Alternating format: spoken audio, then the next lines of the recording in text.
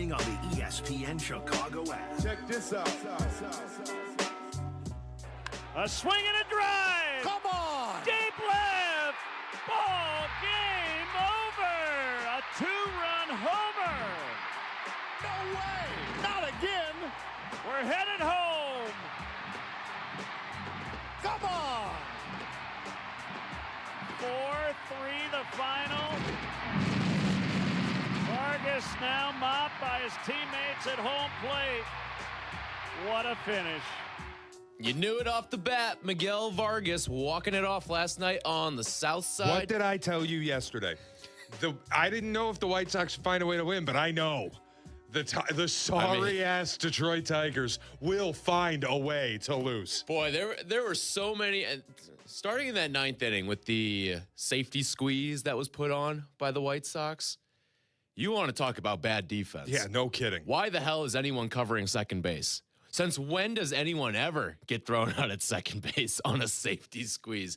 It's Tyler and Shea with you on this Saturday morning. Sox win last night 4-3. They're now 3 games above 500 and keep on cruising in the AL Central. That's 3 straight wins for them in the division. Cubs lose last night. They lose a divisional game against the St. Louis Cardinals as their 2-game winning streak comes to a close. You want to join us, 312-332-3776 to talk Chicago baseball. But we start with today with the Chicago White Sox. You were in attendance last night. It was electric. In one of the best games of the year. Now, it's not all good with what came out of yesterday because the bad news is that Munetaka Murakami pulls up lame early in the game with a hamstring injury, expected to miss a couple of weeks.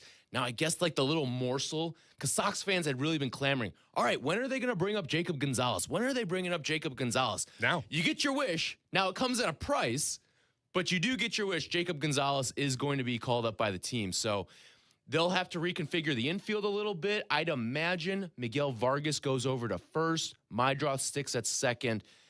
Montgomery moved to third last night after the injury. So I wonder if Gonzalez goes and plays shortstop, where he's played the bulk of his minor league time. He's played a handful of games, less than 20 games in the minors at third base, but there is going to be a little bit of a shuffle. You do lose a mega power bat, but you cannot take away from what the vibes were last night. I know some fans may feel like that was a win the battle, lose the war type of game. I tell you no. If you were at that game last night, you're going to remember it forever. If you are a fan of the team, you're going to remember that game for the rest of the season. That was a seminal moment for this White Sox team. And I don't think fans feel that way, that it's like a won the battle, lost the war. They're like, you're only going to be down Murakami for a couple weeks. In all likelihood. In all likelihood. It'd always be because like Kyle Teel had a hamstring injury and hasn't played. Right. But Murakami, ostensibly, it'll be a couple weeks. And it's not like this lineup is hapless without him. Miguel Vargas has been a legit major league hitter. Yeah. Colson Montgomery is a power hitter. Yeah. Chase Mydroth yesterday banging an extra base hit off the wall. So it's not like this lineup lacks for power now that you take Murakami out of it. And if Jacob Gonzalez can give you anything, like I said to my buddy yesterday, all you got to do really is go 500 in the stretch without Murakami, and you're just fine. Now, that may be difficult because there is a gauntlet on the way for this White Sox team once the calendar flips to June. You get the Phillies, you get the Braves, you get the Dodgers, you get the Yankees, all in succession. So the schedule does get a little bit tougher, and you're going to be without your best hitter and, frankly, best player during that stretch. But I do think you're starting to see this lineup lengthen out a little bit. Now, you lose Murakami, that certainly hurts. I think this is a moment now where guys like Colson Montgomery, guys like Miguel Vargas, you can really earn your all-star bids with a stretch right here. If you can go out and if you just tread water, like if you can get to, by the time Murakami's back, if this team is 500, you're sitting in a really good spot, I think. To overcome losing a guy who's hit 20 home runs for you this year, like, that's not an easy thing to do when the calendar's not even June yet. No, and it's, look, make your hay now. Win today, win tomorrow. Get the sweep out of the way, and you'll have a little extra cushion going into this tougher part of your schedule. I think they will win today. I think they will win tomorrow. Even with Framber on the bump yesterday. today. Dude, Tigers blow. All they do is find ways to lose games. I think every Sox fan out there that has listened to you talk about the Tigers and maybe are just like, oh, like Shea's being over dramatic, whatever. No, you They found get it. out They last get it. night. They now understand. You found out last night. I wasn't messing around. This team is awful, like disgustingly bad. Like, I'm sorry. The idea yesterday, they couldn't hit off of Eric Fetty and Isert. Brandon Isert, yeah. They got, 4 hits on the day? Manufactured a run and extras to score on a sac fly. And I'm looking at my buddy I'm there at the game with. I go, you know, the Sox are winning this game. Kevin Zepak went to the game with me last night. His name. Big Sox fan. I go, they're winning the game. There's no doubt in my mind. I said it going into the 9th inning. Kyle Finnegan's coming out, and he's going, Kyle Finnegan's got good numbers. I go, dude, you're winning this game. I don't know how, but you are winning the game. And then the bunt happens, Rika Nishida, and you get the bizarre decision to throw down to first, but he kind of hesitates on it, and then come back to home plate, terrible throw. And I'm like, see, I told you. So, it doesn't matter. Oh, Fromber's on the mound. It doesn't matter. League leading 15th blown save for the Tigers. Yeah, I know. The Nationals. This is what I've been saying. And people, oh, yeah, but the AL's bad. And, no, they're not going to figure it out. They're terrible. So, Sox take advantage. Fromber's probably going to have a temper tantrum, throw at somebody's head right out of the box because he's sick of being on this stupid-ass team. Then you're good to go. You get 9 innings of work against this bullpen that's pathetic. Enjoy it. Make hay. Enjoy this. I'll tell you, too, it was a very weird vibe last night for me. Dude, it looked awesome in there. Because it was an incredible environment. It reminded me when I moved here and the Sox were trying and they were good in 21. Going to games there was so much fun. It reminded me of that kind of crowd. It was electric. And I'll be honest about it. I do not hate the White Sox. I have an incredibly difficult time hating this team because they are so likable. Yeah. And so fun. They play with energy. The performances that they've gotten out of pitchers who, for their careers, have been mediocre to bad. And this year, they're playing well. And the idea that, like, look, I know a couple years ago, it was a big fight on this station where certain people were on the side of do not trade Garrett Crochet. It's ridiculous that you would do it. It's a slap in the face to the fan base. And I think you were with me. I always said trade him. Now, you have to do it. I did also believe, is it a slap in the face to the fan base? It absolutely was to trade Garrett Crochet. That does not mean, though, it was the wrong decision. No. Because you knew the White Sox were not going to sign him up. And this was pre-Ishbia and the succession plan that was in place. Because I think you and I may have answered a little differently if we knew Ishbia had his fingerprints on this operation. But at the time, given the information that we had, you couldn't make that assumption. No. So given where it's at right now, like all of these trades look great right now. Chris Getz is that guy, man. Like I know it's reacting in the moment. Tell me the trade that he's lost. I can't point to one. I really can't. Like, off the top of my head. Even Eric Fetty, you got a miracle performance out of him for half of a season, flipped him, and then brought him back. And I know he's been terrible. You got Vargas in that trade. Like, you clearly won the trade. That's what I'm saying. Like, you win the trade, and then you bring him back. And I get he's been terrible, but it's like these are not low-level moves. These are like there is a plan in place that you are setting up.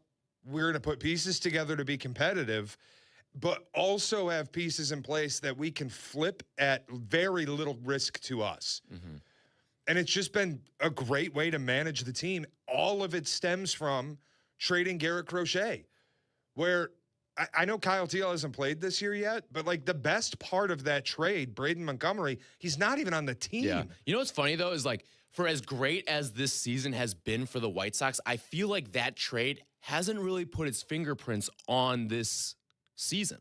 Because like you mentioned, Mydroth, but like Mydroth's fine, right? Like if Mydroth's potentially not playing next year, is that a shock to anyone? If he's a bench piece next year, I don't think that would shock any White Sox fan out there.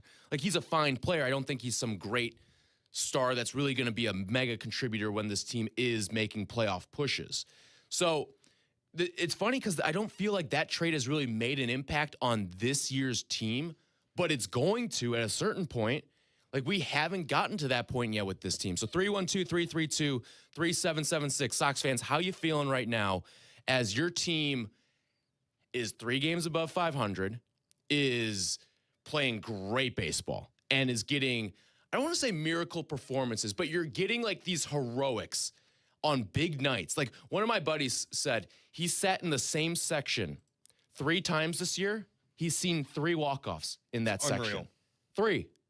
And how many times are there moments where this team has, in the past, has looked dead and like they go down and there's no fight in innings 7 through 9? But that's not the case this year. You had 9th inning heroics last night, and then that snowballs into the 10th. And even in the 10th, the team looked like, they're going to lose here.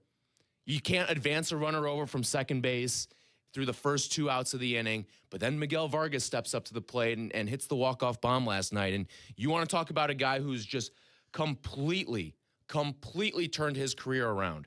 He was blocked in L.A. He gets traded to the White Sox in that Fetty trade and Kopech trade that everyone thought Chris Getz got pantsed on. And all of a sudden, he is clearly the best piece of that entire trade. Yeah. He is looking like he could be an all-star and headed to Philadelphia in July. He has these heroic moments like last night, and there's the joy. You could see the joy in his face rounding the bases on the walk-off, which is complete 180 from the camera shot we got of him after he had been traded to the White Sox, and I think they had blown a game to the A's or something, and you see him in the dugout looking like he was headed to the graveyard. It's a little Cleveland light. It's a little bit of like, we'll take your cast-offs and we'll turn them into players. And that's fair.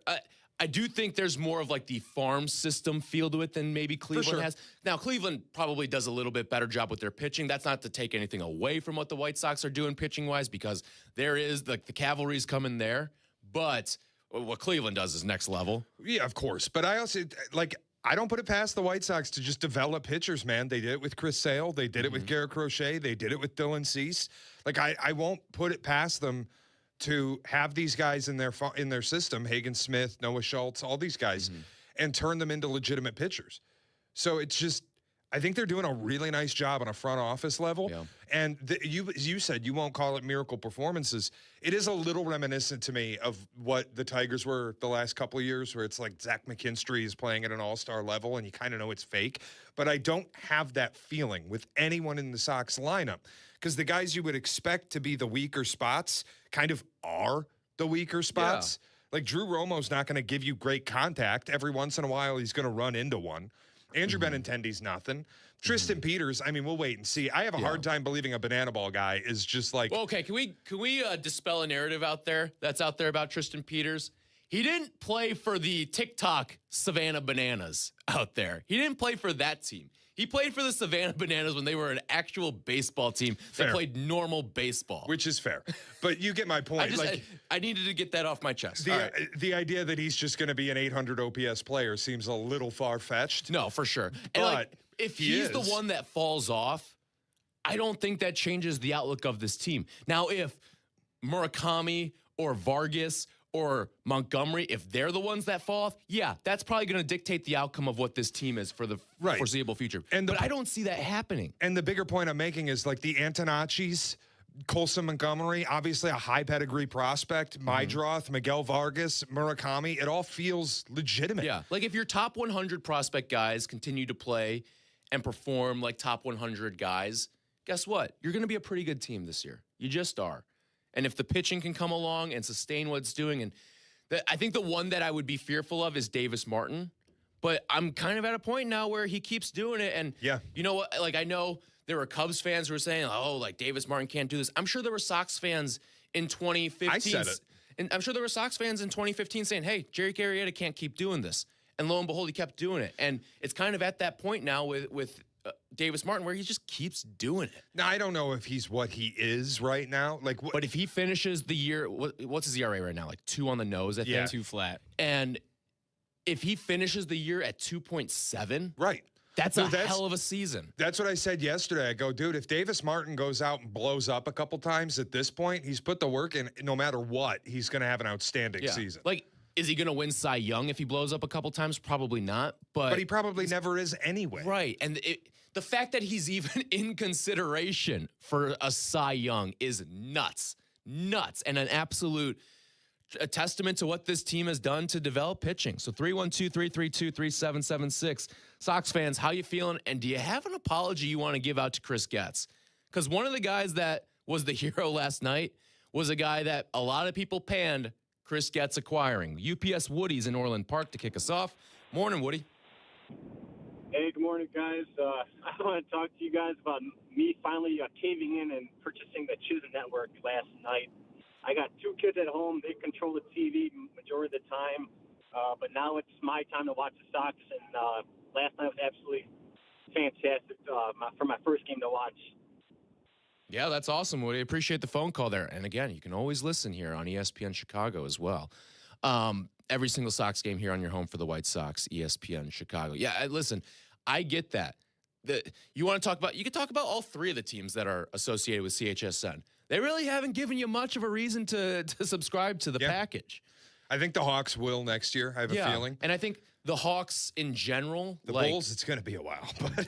Yeah, but you draft someone in the top 4, there might be reason to want to tune in. Like all of a sudden there is reason to like spend your money on CHSN.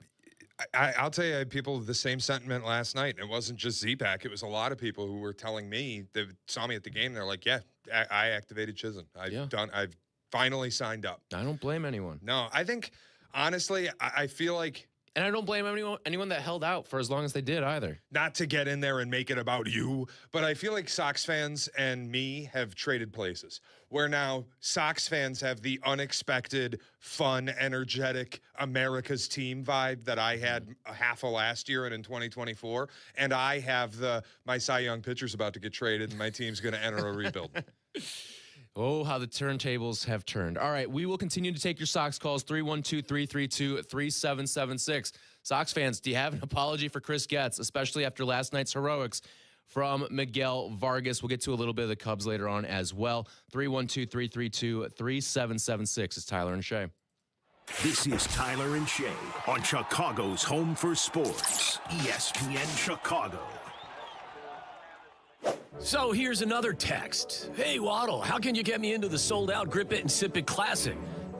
Okay. You can join the team. What's up? It's your friend Tom Waddle here. Join me Thursday, June 4th from 7 to 9 p.m. at Deacon's Restaurant and Bar in Wakanda. Someone will win the final twosome on Team Waddle and Sylvie for the Grip It and Sip It golf outing. Presented by Yingling Flight at Seven Bridges, a masterpiece in the making. So join me this Thursday, June 4th at Deacon's Restaurant and Bar in Wakanda from 7 to 9 p.m. The Waddle and Sylvie team is sponsored by Great Clips. With Xfinity, you already enjoy ESPN as part of your TV lineup, and now get even more with the ESPN Unlimited plan, which is available at no extra cost. Unlock additional content in the ESPN app, including WWE Premium Live events. Visit Xfinity.com/your subscriptions to activate and start watching in the ESPN app. Ring, ring. Hello. Who is it? Guests on ESPN Chicago join us on the Yingling Hotline. Chicago office is calling. I've been expecting your call. The Yingling Hotline, brought to you by Yingling, the oldest brewery in America. Water in your basement doesn't wait, and neither should you. This is Maria. And this is Ken at Family Waterproofing, and we believe in doing the job right and respecting your time. From foundation cracks to full basement waterproofing systems, we protect what matters most. And now with our new Express Services option, if you already know the solution you need, you can book your project directly. No extra appointments, no unnecessary delays. Fast, straightforward, reliable. That's Family Waterproofing. Protect your home today at FamilyDry.com. Family Waterproofing, your basement's best defense. Hey guys, it's Tyler Rocky. Golf should be comfortable, it should look good, and it definitely shouldn't feel stiff. That's why Pins and Aces works for me. Their apparel is made with premium materials that are lightweight, breathable, and actually move with you through your swing. The fit is clean and modern, not baggy, not tight, and the designs are stylish enough to wear on the course and keep on afterward. From gloves to head covers to apparel, Pins and Aces brings comfort and confidence to your game. Upgrade your golf gear for this season. Check out pinsandaces.com. Premium golf gear with an edge. Good Karma Brands is proud to be an equal opportunity employer, providing equal employment, development, and advancement opportunities to all teammates and applicants. To learn more about careers with us, please send an email to talentacquisition@goodkarmabrands.com. That's talentacquisition@goodkarmabrands.com. Progressive presents ways to save money that aren't bundling your home and auto insurance with Progressive. I can't believe the deal we got on these seats for the game. Wow, they must be pretty high up here. I think my ears just popped. Yeah, here, put this on. Is that an oxygen mask? An official team oxygen mask. Well, I can kind of see the field. Good, your senses are still sharp. You're going to need them for phase 2 of the ascent. Don't save money by sitting in the nosebleeds. You could save hundreds by switching to Progressive. Get a quote at Progressive.com. Progressive Casualty Insurance Company, affiliates, and other insurers. Not available in all states or situations. Spring cleaning isn't just for your house, it's for your life. If your job is getting old, it's time to clear the clutter and spring into IT. Go to My Computer Career. My Computer Career helped me get the skills and certifications I needed to start a new life as an IT professional in months, not years. Earn the certifications the top employers are looking for right now. Visit mycomputercareer.edu and take the free career evaluation to see if it's time to spring into IT. Financial aid is available to those who qualify, including VA benefits. Welcome back to Tyler Rocky and Shea Norling. We're back on ESPN Chicago.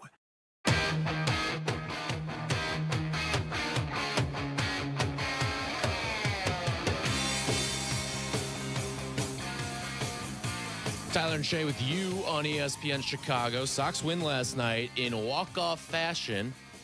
If you turn the game off early, you missed a great one. And I don't think you can turn this White Sox team early. It's kind of like if you were turning off Bears games early, you just can't do it. No, you can't. With the heroics that they have, it does feel a little Bearsian. And I said it with Carmen the day after the Caro walk-off against the Cubs, where that win and that, especially the series win, kind of felt like their moment that the Bears had in Philadelphia, where you went up against a team who's better than you beat them, and it kind of was like your arrival and validation win for that team. And then they've continued to pick off some of these series here over the course of the last couple of weeks that continue to validate who they are.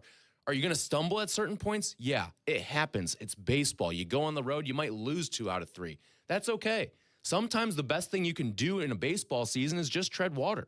But this White Sox team, what they did, taking 3 of 4 from the Twins, and say what you want about the Twins, but that is one of your rivals, and that is one that you take 3 of 4 from that team, you feel great. Doesn't matter who's good and who's bad.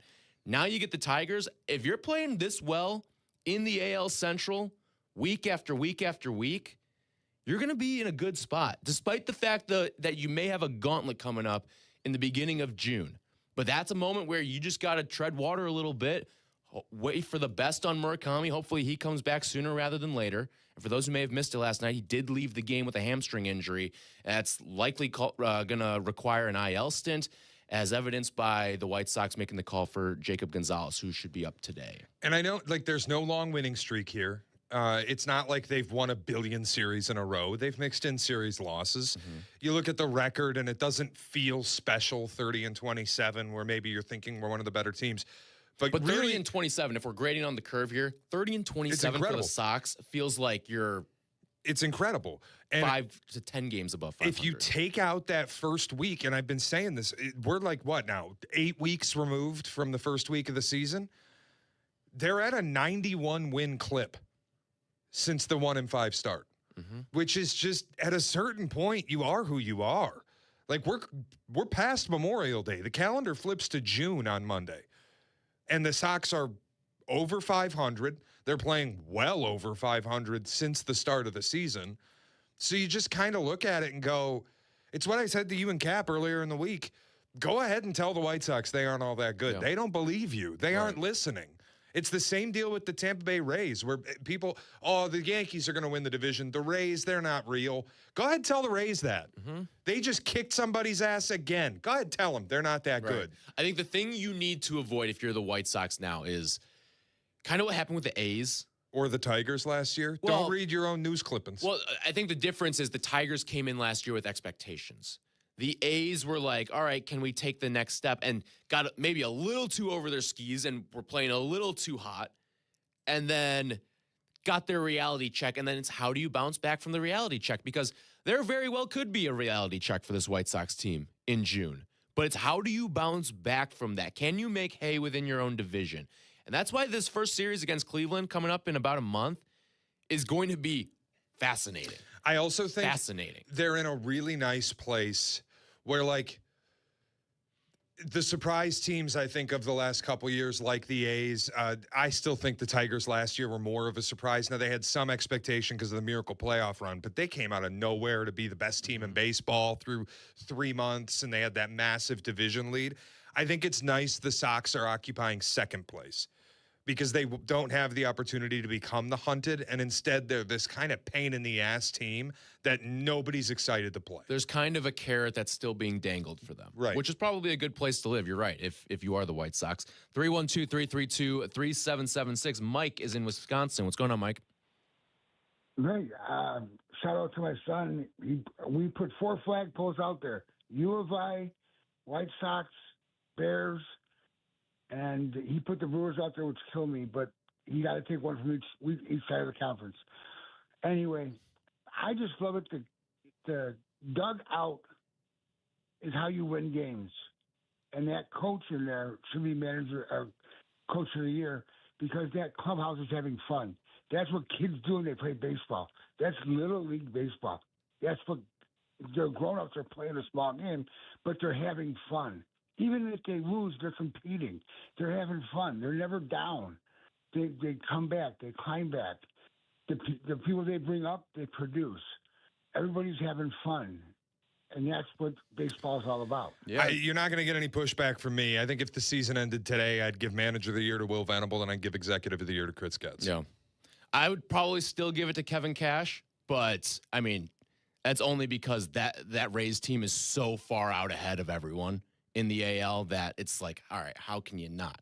For a Rays team that was projected to finish last in the AL East this year. They were 23-1 to win the AL East, and they have a game-and-a-half lead as we go to June. Over the Yankees, who had all the expectation in the world. The Sox and the Rays are pretty similar in that regard, that both of them were looked as afterthoughts in their own divisions, and here you are. Yeah, no, it's been a good run for both of them. But yeah, no doubt, Chris Getz is my Executive of the Year right now. 312-332-3776. Elliot's on I-80. What's going on, Elliot? Hey, guys, great show all the time. Shea, condolences, by the way, but your team's going to be right there again. No, they aren't. But, oh, yeah. Where I was with the Sox with 41, 60 wins, let's compare. Anyhow, here's my view about with Chris Getz. Executive year and everything else, but what I need to see from this team is to lock these players in. The rebuild's over. We don't need any more prospects traded here or there. Reinsdorf has to spend a little money, and he's not broke. Well, we know that, but Elliot, how that and show these fans what's that? How can you not give all that credit to Getz? Because whether or not they sign Murakami is not a Chris Getz decision. If it were up to Chris Getz, it's a pretty simple answer. Yes, I want to sign up Munetaka Murakami. It just comes down to will ownership pony up the check for it? And for a lot of these guys, it's going to come down to will ownership pony up the check for it? Well, I think the better, higher executives can get to management and say, this is what we need to do in the future and continue on this path with the rebuild being over than just getting the players here. What do you do when they're here and they finally have the success? And that's what I'm looking for. Yeah, thanks for the phone call, Elliot. I don't think that it shouldn't be a general manager's job to have to beg and plea for money. It shouldn't. There should just be a coffer that's available to you. It doesn't matter if you're the White Sox, Rays, A's, Marlins, or if you're the Dodgers, the Mets.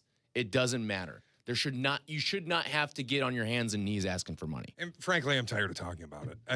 Can we just enjoy how good the moment is for the White Sox rather than mire ourselves in misery? Oh, I don't believe that Jerry Reinsdorf's going to spend money. Okay, what do you want? What are we supposed to do about that? And guess what? Money's not going to change anything that's going on right here, right now. No, that's what I'm saying. They're going to extend Murakami or they're not. I can't do anything about it, so I don't feel like talking about it. And right it doesn't now. matter for the 2026 season here. Do I think that they should? Yes, absolutely. But does it change anything about the outlook of the rest of this year? No. It frankly doesn't change the outlook of next year either, because he's technically under contract for next year as long as we've got baseball. The thing that's going to be revealing on whether or not they've changed philosophy a little bit, at some point the decision might have to come up. Do we just bite the bullet and whack Benintendi to bring Braden Montgomery up? That would be the signal that, like, okay, they're willing to do business differently. They're going to eat money on Andrew Benintendi so that they can jumpstart this? Possibly. I'm trying to think if there's another route that they could do it without it impacting Benintendi. I mean, at some point, like, how much longer is Randall Grichuk going to be what Randall Grichuk's been? How much longer is Tristan Peters or Derek Hill going to be the guys that they've been? Kind of these guys who have had these clutch moments throughout the course of the season. So, yeah, I mean, you could just play the wait-and-see game on that and not have to eat the money on Benintendi. But, I mean, either way, I think that this Sox team, money is not something that's going to step in the way of who they are for this season. Because I think if they are truly contending and truly, I don't want to say in go-for-it mode, but if there's a move to be made at the deadline, listen, you're not getting Tarek Skubal, but can you get a relief pitcher that you may need, or maybe like a back-end starter that you may need to just eat some innings up for you towards the end of the year? Potentially. You could potentially do that, and maybe you're taking on a little bit of money there, but I think you're still going to find yourself in an okay spot and not have to break the bank to make any sort of move, whether that's financially or whether that's prospect currency. I don't think you have to do that, nor do I think you should. For as much as fun as this is, there is the, all right, one eye on the present and one eye on the future element. I think that exists a little more in baseball than other sports. Agreed. It's why I keep saying, like, at the deadline, I don't expect them to go out and make some big splashy move, get a name, some high-profile start. Like, they're not going to go trade for Joe Ryan. They're not going to trade for Skubal, like you just said. It does kind of suck. Both are in their division. Yeah, of course it does. Seth Lugo, another one who is also in their division. Right. Like, they're not going to make those kinds of moves, but can they do what Tampa did last year? Like, Tampa acquired Adrian Hauser, a trade they might have lost, but they also went out and acquired Griffin Jacks. Can you find that guy somewhere that's not going to break the bank in prospect currency, but does help you now and going forward? Right. And that's kind of where baseball's gone, too, with how the trade deadline is. With the amount of teams that make the playoffs now, you get a bunch of teams that do a little buying and selling. Like, could the Sox sell on Sir Anthony Dominguez? Now, you may say, oh, that's a money decision. Okay, maybe it is, but is anyone really going to miss Sir Anthony Dominguez? Really? It just means you're getting more leverage innings out of Grant Taylor. And I think that's what all White Sox fans truly want to see at this point. They want to see more Grant Taylor. And not that you're not getting enough of him, because he's still pitching leverage innings in the 7th and 8th, but I think if the Sox could get more of that closer, true defined closer role, and I give Grant Taylor a lot of credit for the way that he's kind of fluctuated his role throughout the year, where for a while he was just an opener for this team. And then he turned from an opener into more of a 7th and 8th inning guy. Now we've seen a little more of a splash of some 9th inning appearances for him. Yep. And that's not easy on a reliever. Like, think about when Craig Kimbrell came to this team and that you had Liam Hendricks and you moved Craig Kimbrell into an 8th inning role, and he kind of was a total mess. He just didn't have it in that 8th. It's tough for these relievers. These pitchers are such creatures of habit that it just messes with them mentally. Hey, I'm used to pitching the 8th I'm used to pitching the 9th instead of the 8th. And for whatever reason, you're an absolute bum in the 8th, but you're nails in the 9th. It doesn't make sense, but that's baseball, Susan. Like, that's just the way it goes sometimes. So Sox fans, continue to hear from you, 312-332-3776. You want to join us here on Tyler and Shea. We will get to a little bit of Cubs as they lost last night to the Cardinals. Another Phil Maton disaster class. All that and more coming up next. Tyler and Shea. This is Tyler and Shea on Chicago's Home for Sports, ESPN Chicago. The CDGA Golf Show. It's the biggest names in golf, and it's the best news and information about Chicago golf. Host Mike Gilligan and Tyler Rocky are your starters for the golf weekend. The CDGA Golf Show this morning at 9 on Chicago's Home for Sports, ESPN Chicago. Your tee shots can use some straightening. Your chips can use more finesse. Your putts, let's not even go there. Help is around the corner.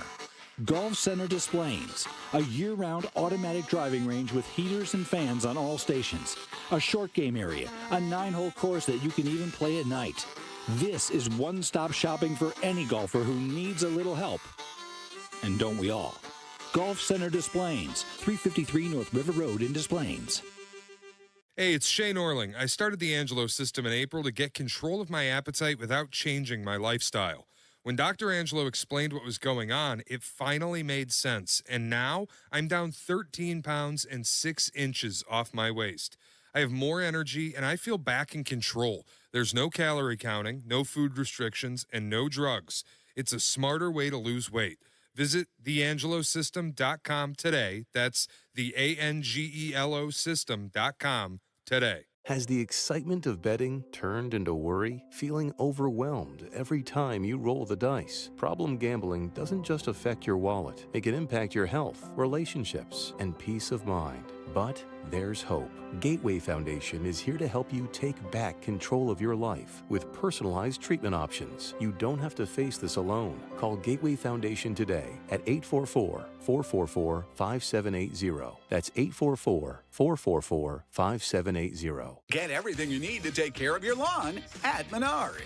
Tired of all the bugs in your yard? Enjoy your outdoor space again with Ortho Bug Clear Granules. They kill ants, fleas, ticks, and other insects fast, controlling them for up to 6 months. Save big on Ortho Bug Clear Granules. Plus, check out our weekly flyer on Menards.com for more great deals happening this week.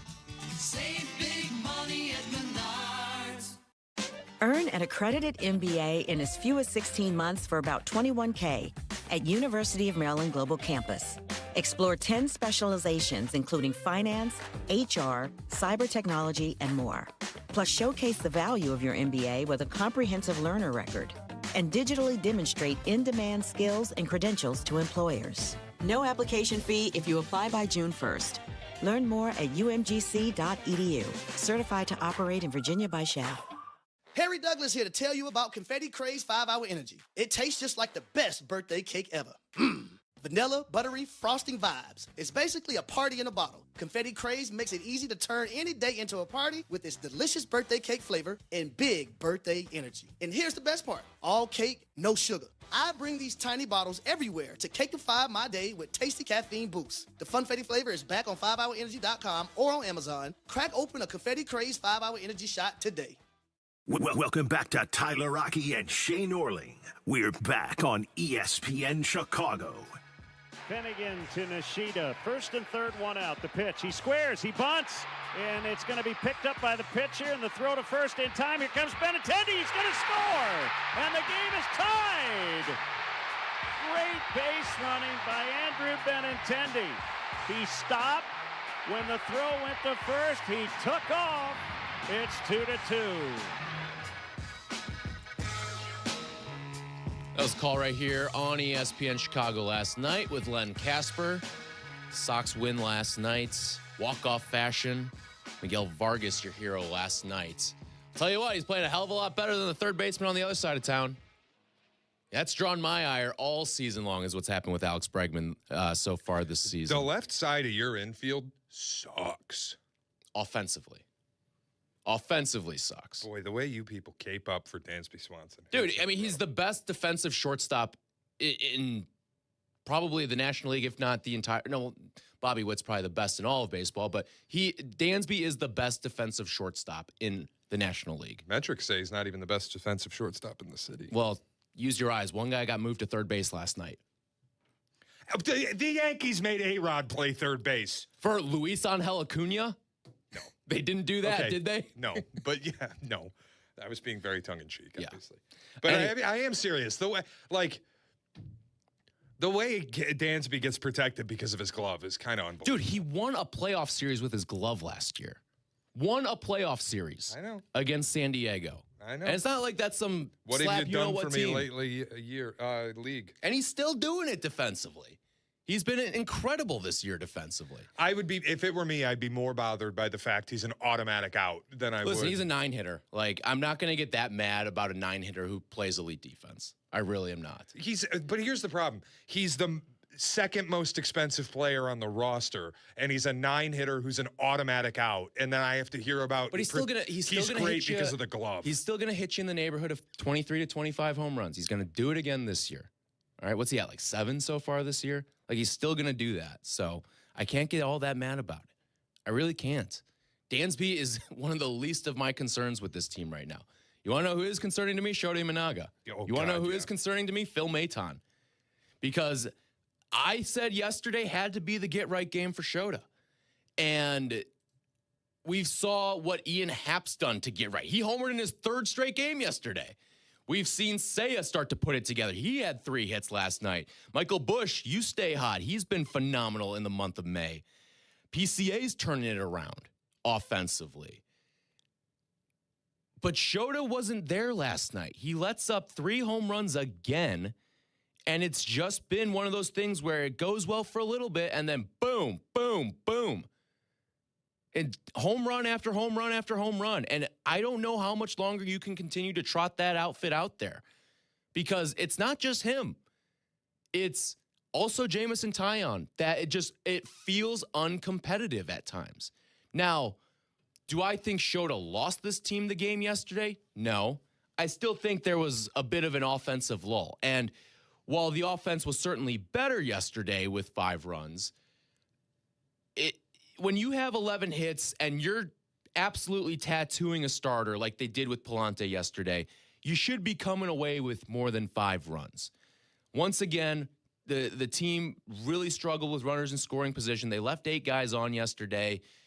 And I get that they're going to have more opportunities with runners in scoring position than probably any team in baseball when it's all said and done this year. Mm-hmm. When you have an OBP as high as the Cubs do with as many plate appearances as they do, you're going to have that many more opportunities. So I'm not asking to have some astronomical number with runners in scoring position, but it has to be better than what it is right now. And it's just these pressure situations, these guys come up and they can't deliver.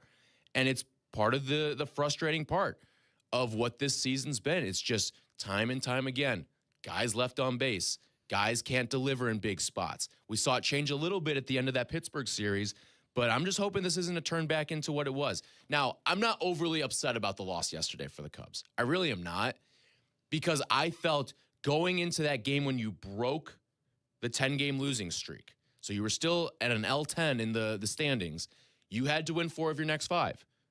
I didn't think you were going to take both from Pittsburgh. In fact, I actually thought they were going to lose the first one and then beat Skeens. They end up beating both of them. But now you got to finish the series out with these final 2, both in prime time. You get a Fox game tonight. You get Sunday Night Baseball tomorrow. So I'm curious to see. Do you think Benetti will be glad tomorrow to not have to call a game at the rate? Baseball? Did you hear his call last night? Yeah, he was seething. I thought that was excellent sad casting. Now, you also showed me the Dan Dickerson call of last night on Tigers Radio. Tremendous. Boy, you want to talk about elite sad casting, and for those who don't know what that is when your hometown announcer gets so mad on a final call on a loss in devastating fashion. There were 2 great ones last night in the Tiger booths. Dickerson said unbelievable before the ball hit the seats. The ball was still in the air. Sometimes you just know. And he goes, unbelievable. No, Benetti last night was seething. And I've seen Sox fans victory lap it all day. I'm telling you, the endearing he did himself to Tigers fans early has faded hard lately. And it feels like Sox fans are hitting a pivot point. Benetti is going to become a man without a country here. No, I think Sox fans would gladly take Jason Benetti. Probably. With like open arms, like we'll not pack to your demean bags anyone, and bring but you to relative to what you got. Yeah. Like, come on now. We all hear the games, right? 312-332-3776. You want to talk Cubs, you want to talk Sox with us. So now things turn over here for the Cubs as they lose last night. But I will say, like, the one thing that I do get excited about with this Cubs team, and really one of the few bright spots for this Cubs team this year, I shouldn't say one of the few bright spots, but one of the big bright spots And I think one of the most intriguing things is Ben Brown. He gets the ball tonight. And what Ben Brown's been for this team, he has been, in my eyes, the MVP of this team. And to be honest, I think you could be looking at a little bit of the template of what could happen with Grant Taylor. Obviously, it won't be this year with the Sox, but I do think the guy who's been a relief arm for a little bit and then he gets bumped into the starting rotation eventually, you're talking about pretty similar profile guys in terms of throw hard, especially when they're in the bullpen and hey, I'm only going to go for 15 to 20 pitches tonight. And I think Sox fans should be excited about what could be with Grant Taylor in the starting rotation, but that's not something that has to happen this year. For Ben Brown, you kind of got baptism by fire with him. You were a failed starter at first, developed some extra pitches over the course of the last 2 off seasons. You've been put into the bullpen as a high leverage guy, and now there's just too many damn injuries that you have to go out there and use him as a starter. And I know a lot of people want to talk about Craig Counsell and what he has and hasn't done, how he has and has not gotten through to some of these players. Someone he has gotten through to is Ben Brown. There was a lot of tough love from Craig Counsell to Ben Brown over the course of these last 2 years. And that's something that I think has finally gotten through. And now you're seeing the fruits of the labor here with Ben Brown looking like one of the best pitchers in this Cubs rotation right now. If there was a playoff game tomorrow for this Cubs team, Ben Brown is your starter. Yeah, that's crazy to think Which is about. Nuts. Now, part of that is injury-induced. But even pre-injury, like Matthew Boyd's been okay, but pre-injury, Edward Cabrera was not pitching well. He came out to the hot start. Now, I want to see what Edward Cabrera looks like on the other side of this blister injury, because if you really go under the hood and look at a lot of the nerdy stuff, spin rate was way down, and a lot of that can be explained away by, hey, there's a blister emerging on your finger. Yeah. Which I know sounds like a real coward type injury, but for a pitcher, that's a huge deal. But yeah, no, I think that the way this rotation is right now, it's not great. Help is on the way when guys return from injury, and you're just kind of stuck in this frustrating holding pattern right now as a Cubs fan where the starting pitching clearly isn't good enough. No one's going to trade you a starting arm here before the calendar flips to June. But again, I think the more frustrating part of it is... And guys are injured, too. You don't have an offense that can necessarily overcome it either. Like when you have starting pitching... I think you can eventually. There will be weeks. It's just what Jesse said, too. There will be weeks when this offense is lighting the world on fire because guys are coming through with clutch hits. But when you're this kind of contact built, where we got to be real, they're not a power team. And when you're built to be a base hitting team, singles hitting, you mix in some extra base hits, and everybody hovers in that 700 OPS range, there's going to be weeks where you just aren't getting the BABIP luck, sorry to geek out, that's required to score people. And if you have a starting rotation that is haphazard at best, it can be really difficult to overcome it with an offense that doesn't have a ton of power. Okay, I do think that is a little bit of like the power stuff, because I do think some guys are going to bring power soon. We're starting to see Michael Busch hit for a little more power here. I think he's getting closer to looking like the guy who hit over 30 home runs last year than what he was in the beginning of the season. You need Shea to wake up. Shea, well, and I think he is. And it's always a gradual progression with Shea where it's like, all right, he's slumping. He looks like the worst hitter in the world. And then it's, all right, a couple of really hard line drive singles. Those evolve into doubles. And then eventually you get the home run power back. Something for me with Shea is I'd like to see him taken out of right field when Matt Shaw's back and healthy, because Matt Shaw's another guy that I feel like has been totally mismanaged this year. Matt Shaw needs to be playing as much as possible. As much as possible. You put him out in right field and just give him run. Let him fail a little bit out there in right field. But I think you had Seiya Suzuki coming off of his best season in the majors, where he hit over 30 home runs last year. He was phenomenal. Had his best hitting season. Where did he spend the bulk of it? DH spot. Yeah. Are there days where you're going to need him out there in right field? Sure, that's fine. You can throw him out there in right field for a couple of days a season, but I don't think you should be putting Seiya Suzuki in right field day in and day out. I think when Matt Shaw is back and healthy, and I get that won't be for a little bit, but when Matt Shaw's back, he should be your everyday right fielder because he needs to be in the lineup every single day. I've honestly, as great as he has been for portions of this season. I've seen enough of Michael Conforto. I was just going to say. Make him be the bench bat. Moises Ballesteros, the guy's struggling. And he's a guy I've never really believed in all that much to begin with here. So I'd be going back to using Matt Shaw as much as possible and using Seiya Suzuki as the everyday DH. I think that's the way that Craig Counsell needs to manage this thing.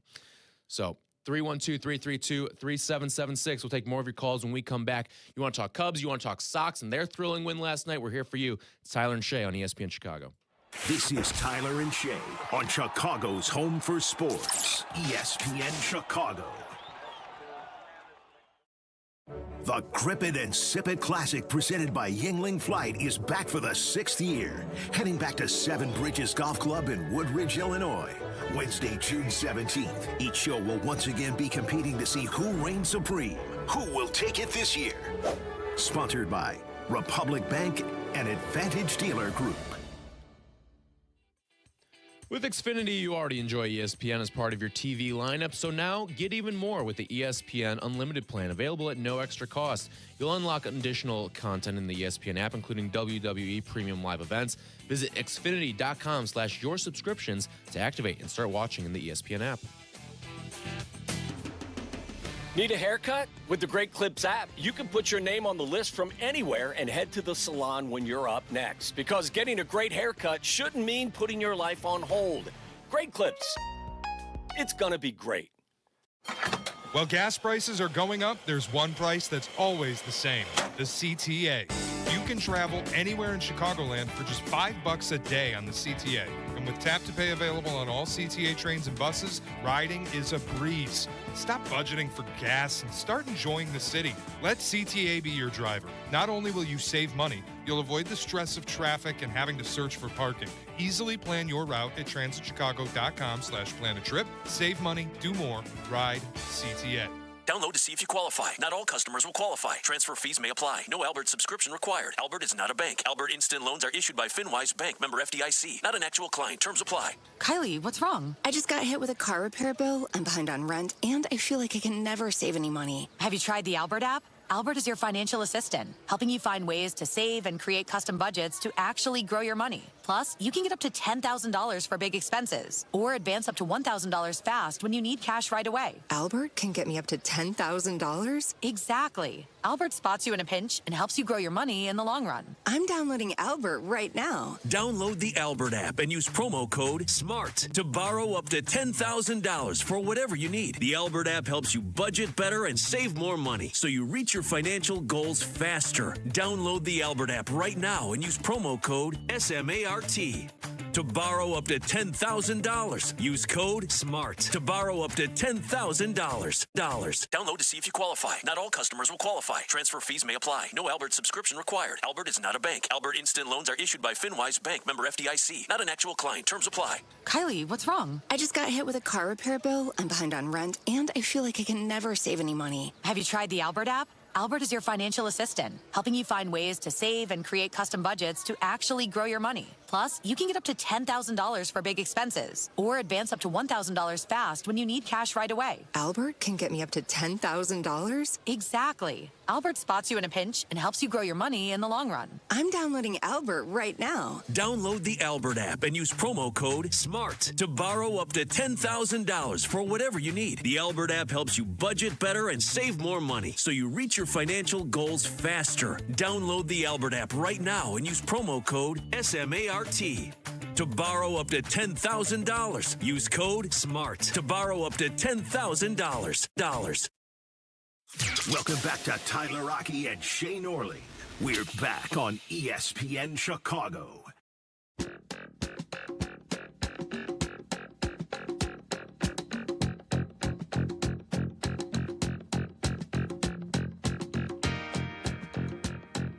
Thanks to Jake Littman and Mario Heron for producing today's show. You missed anything, check it out on the Pick a Side podcast, wherever you get your podcasts, including on that ESPN Chicago app. We're headed to the game today. Look, Sox and Tigers today. Yep. Are you going to go tomorrow too? By the way, yes. Tomorrow is becoming a content assignment. More is on it? that later, yeah. Awesome. Can't wait to hear. What are you going to tease it at all? We're going to teach. I'll just tell people. We're going to teach McGrath how to J drink. About time. Good on you. I think you're a pretty good leader for that too. Yep. Who's going? Who's the crew? McGrath, I believe. I would hope if you're teaching him how to day drink, I'd hope he's involved. So he keeps saying, I'm a hard maybe. And I'm like, oh, dude. boy. So he's not going. This is a content. I got a wedding tonight, and then I got to wake up and go to the game tomorrow. I'm like, it's a 1:10 start. You got plenty of time. We're going to go have a good time. That's it. And I told him it's a content assignment, so he has to. I think. Give him homework. Yeah, exactly. I think Hannah's a hard maybe, but she is much more interested in knowing now it is a content assignment, and AOC is a hard maybe. So you're going solo. So no one's So going there's no It's shot. going to be There's no you shot. day drinking by yourself. Listen, worst things to do. Worst things to do. There are worse things to do. No, I think all three of them are going to go. And now that I'm pressuring them on the air, they're definitely going to go. They're not listening right now. AOC is listening, and he was trying to produce me in the break. Yeah, he was. I couldn't believe that. That was really mean, actually. That was really mean. Should we say what you said on the aeroplane here? What AOC? We can peel back the curtain on this. No, This he's isn't that bad. he's claiming I said power like 5 times in a sentence, which I don't think is true. He goes, Mario, take a shot every time Shea says power. That was at least 5. I don't think I said power 5 times. Maybe 3.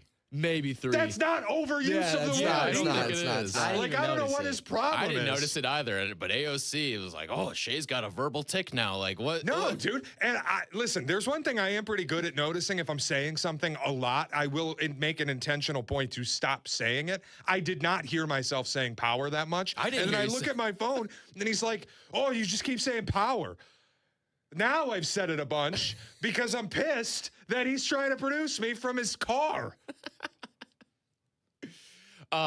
So, okay, if I had to set the over-under on how many of the 3 are going to join you tomorrow. 1.5. Okay. I would set it at, oh, rest in peace. I would set it at 1.5, and I'd probably take the under. Would probably take the under. Over under McGrath beers. Because I'm guessing he's one of the people that's not showing up tomorrow. I think he shows up. I think he's like, it's 2 beers. I'm going home. That was a mean impersonation. I was just messing. I love Jack. That was mean. I love Jack. I love Jack. Can't say it wasn't spot on, though. Can't say it wasn't spot on. I feel cool when I'm drinking a beer. Oh, we love Jack. We love Jack. I think he's more catching strays here, man. If he's listening now, he might not come. But I think he's more into it after I told him yesterday that it is a content assignment. Why does it have to be content for you to want to go day drink with your boys? Because he hates day drinking. It's the worst take that he's ever had in history. It's not just the worst take he's ever had. It's the worst take ever on this station. Yeah, it's horrible. So we got to teach him how to do it right. All right. Good luck to you. Hopefully he's there. I honestly think it'd be funnier if he doesn't show up. Just like Stadium Pulse, lights got a little too bright for him. Like if I'm just there alone and it's like, well, might as well enjoy it. He drinks NA beers and just like puts you under the table. That would be a great That'd be a great bit. Don't give him ideas. Shea's stumbling out of the stadium and McGrath's walking a straight line. I'm fine. I'm going to go to the Cubs game now.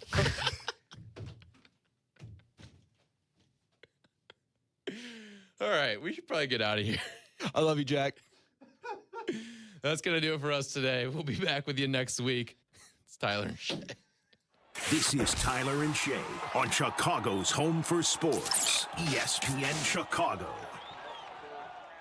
Golf season is back. Walk in the footsteps of the game's greats and become a member at Flossmoor Golf Club, one of Chicagoland's true historic gems. Founded in 1899, Flossmoor is known for incredible greens, immaculate course conditions, and a timeless private club experience. Conveniently located just 25 minutes southwest of Chicago, Flossmoor Golf Club is the perfect place to make this your best season yet. Membership opportunities are available now. Visit FlossmoorGolfClub.com to learn more and inquire today. That's FlossmoorGolfClub.com. Save big on everything for your next project. Now at Menards. Keep your home neat and organized with help from Dakota. Whether you need extra storage or want to add an accent to your living space, Menards has the shelving solutions for you. Dakota shelving comes in a variety of finishes to match your style. View our entire selection of Dakota shelf boards on Menards.com. Plus, check out our weekly flyer for other great deals happening this week. Save big money at Menards. Every 40 seconds, a child is reported missing. That's 2,000 children every single day. It's a heart-wrenching reality that we can no longer ignore. Find the Children is a non-profit organization dedicated to helping find missing kids. You can be a part of their mission by donating your unwanted vehicle, running or not. Call 1-800-294-0222. We guarantee that you will receive the maximum tax deduction. We provide fast, free pickup with 24-hour response. Call 1-800-294-0222. Find the Children provides crucial resources to help find missing children and educational materials to teach kids how to recognize and avoid predators. Our recovery programs have a proven track record of reuniting kids with their families. It's time to act. Donate your unwanted or unused car. Help us build a world where every child is safe. Pick up the phone and call 1-800-294-0222. Together, we can bring these kids home safely. This advertisement was paid for in partnership with Cars R Us and Find the Children. This is ESPN Chicago, WNVP, WTBC, HD2 Chicago, a Good Karma Brands radio station. Drive, chip, and putt. Golf is so easy. 4? Okay, maybe the occasional wedge. Let's talk golf. It's the CDGA Golf Show on ESPN Chicago. Presented by the Glenview Park Golf Club. Now here are your hosts, Mike Gilligan and Tyler Rocky.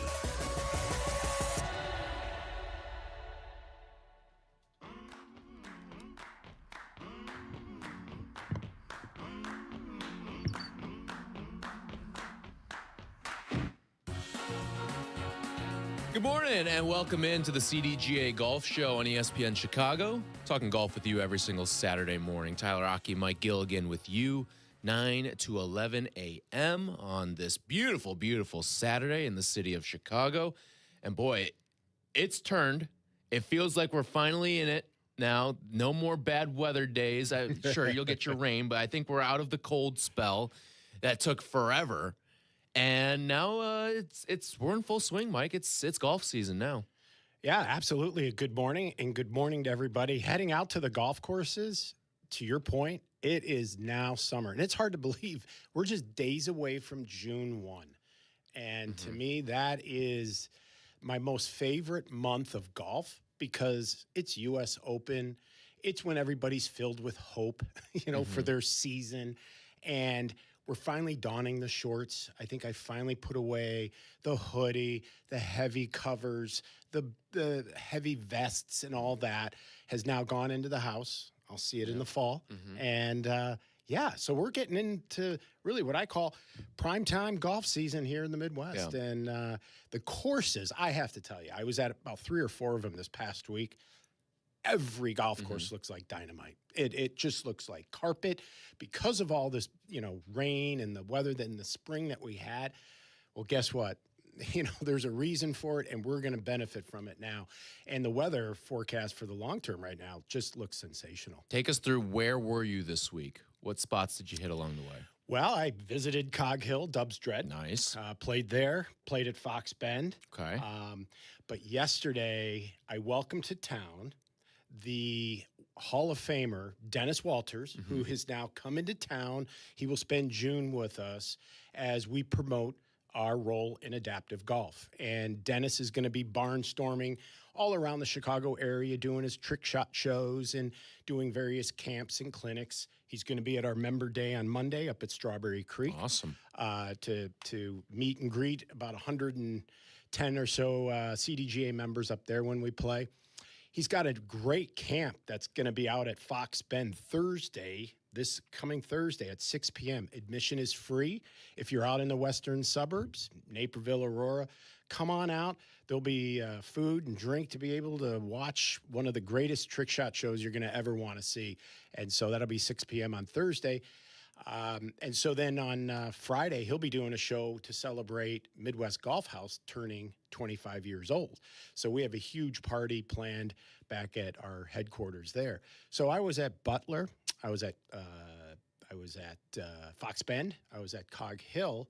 And then I also was at the Village Links because I will be broadcasting there next Saturday. Awesome. At their infamous Have One on Us. Now, you're going to say, well, what's Have One on Us? Well, It started when I was a kid. Now, I grew up in Glen Ellen, so I was there for the very first one. I had to be about 12 years old, and they've been doing these things ever since. And really what it all started as was a give back and a thank you to the residents and to the customers that were loyal customers to getting the Village Links up off the ground when they opened. And so what they do now is they basically turn the clock back, and range balls this upcoming Friday and next Saturday are free all day. All day. And the food, they turn back the pricing. Hot dogs are $2. Drinks are $2. The green fees all go down. And it is just a great opportunity to really kick off the summer. They have a drive, trip, and putt contest for all the junior. There's all kinds of stuff for the young kids to do. So I'm going to be broadcasting in the midst of all that. So come on out and visit, because the price is right. You'll never see better pricing at the Village Links. I mean, boy, if you're turning back the clock on pricing there, my goodness. I know. So we're going to see Noah Allen and Michael Campbell and the rest of the Village Links crew. I'm excited to go back to where basically I grew up. That's so awesome. It's going to be fun. That'll be a lot of fun. I'll be checking out our friends over at Glenview Park tomorrow. Oh, nice. I'll see Ron Cassidy, Todd Vermillion, that entire crew up there. So that should be a lot of fun. It's that season now where it feels like every day is going to be golf weather. It is. So it is. And we're just so blessed now with the agronomy and the type of conditions that we get to play on, because I was reminded of that this week when, we have a bunch of interns that have now started because we're getting into our heyday. We've got 6 of them, and then the agronomy team has 1. So we have a total of 7, and they're coming to us from all over the United States. And we have one young man, Thomas, who's from Nebraska. And when he got done playing Fox Bend, he couldn't believe the conditioning, because you have to understand where I come from in Nebraska, the conditioning isn't anywhere like this. Well, then I said, well, wait till you see your next stop. And that was Butler yesterday. So he went from a Muni in Nebraska to Fox Bend to Butler National in a quick New York second. And his head was spinning yesterday. So he's going to be Dennis's assistant while he is here in Chicago all month long. That was crawl, run, and then run a marathon. I know. And I look forward to watching him put his game to test on Butler National, because as I shared with you, before we got started, I happened to grab the Butler National scorecard just out of curiosity. Yeah. And the back tees in the ratings, I know we all talk about Olympia Fields and Medina 3 being the most difficult golf course in our district. Butler National, you ready for this? A course rating of 78.4. Wow. And a slope of 155. Now, the average golfer out there is going, well, what does that all mean? Basically, the course, the rating is basically saying, well, what would a scratch handicap play a typical round of golf from the set tees? So that's why each set of tees has a different slope and a different rating. So basically what they're saying is a 0 handicap is probably going to shoot 78 or 79 if they play their normal, regular, good round of golf. That's how difficult Butler National is. So most of courses are rated 71, 72, but this is off the charts. In 155 slope, that's as high as it goes. It can't go any higher. And as a comparison, Medina has a rating of 78.3, but their slope is 152. And the slope is what really the bogey golfer can expect to shoot when they would go to such course. So I don't know anyone who's going to have a good time shooting a $155, but I think it's because it's Medina or if it's, said course. These Butler National is something special. But for me, it was really cool to go see Butler again, because back when I grew up, too, I'd go to the Western Open. They hosted that PGA Tour event for years. My father would take me there, and it was something that was, again, just one of those staples of the summer, because it was always over the 4th of July weekend. So June 1st would usually start an amazing month, and then it was sort of ended by the start of the Western Open. And so for me yesterday, it was like turning back the clock, going back in time when I walked on the grounds of Butler. It's not every day you get to go to an iconic place like that. So Dennis is going to be able to practice at Butler all month long, as well as at Midwest Golf House, to keep his game in check, because he's going to be playing in the U.S. Adaptive Open out in Baltimore next month in July. It'll be his final one. This is going to be his last U.S. Open, and then he'll retire. So we're blessed to have him.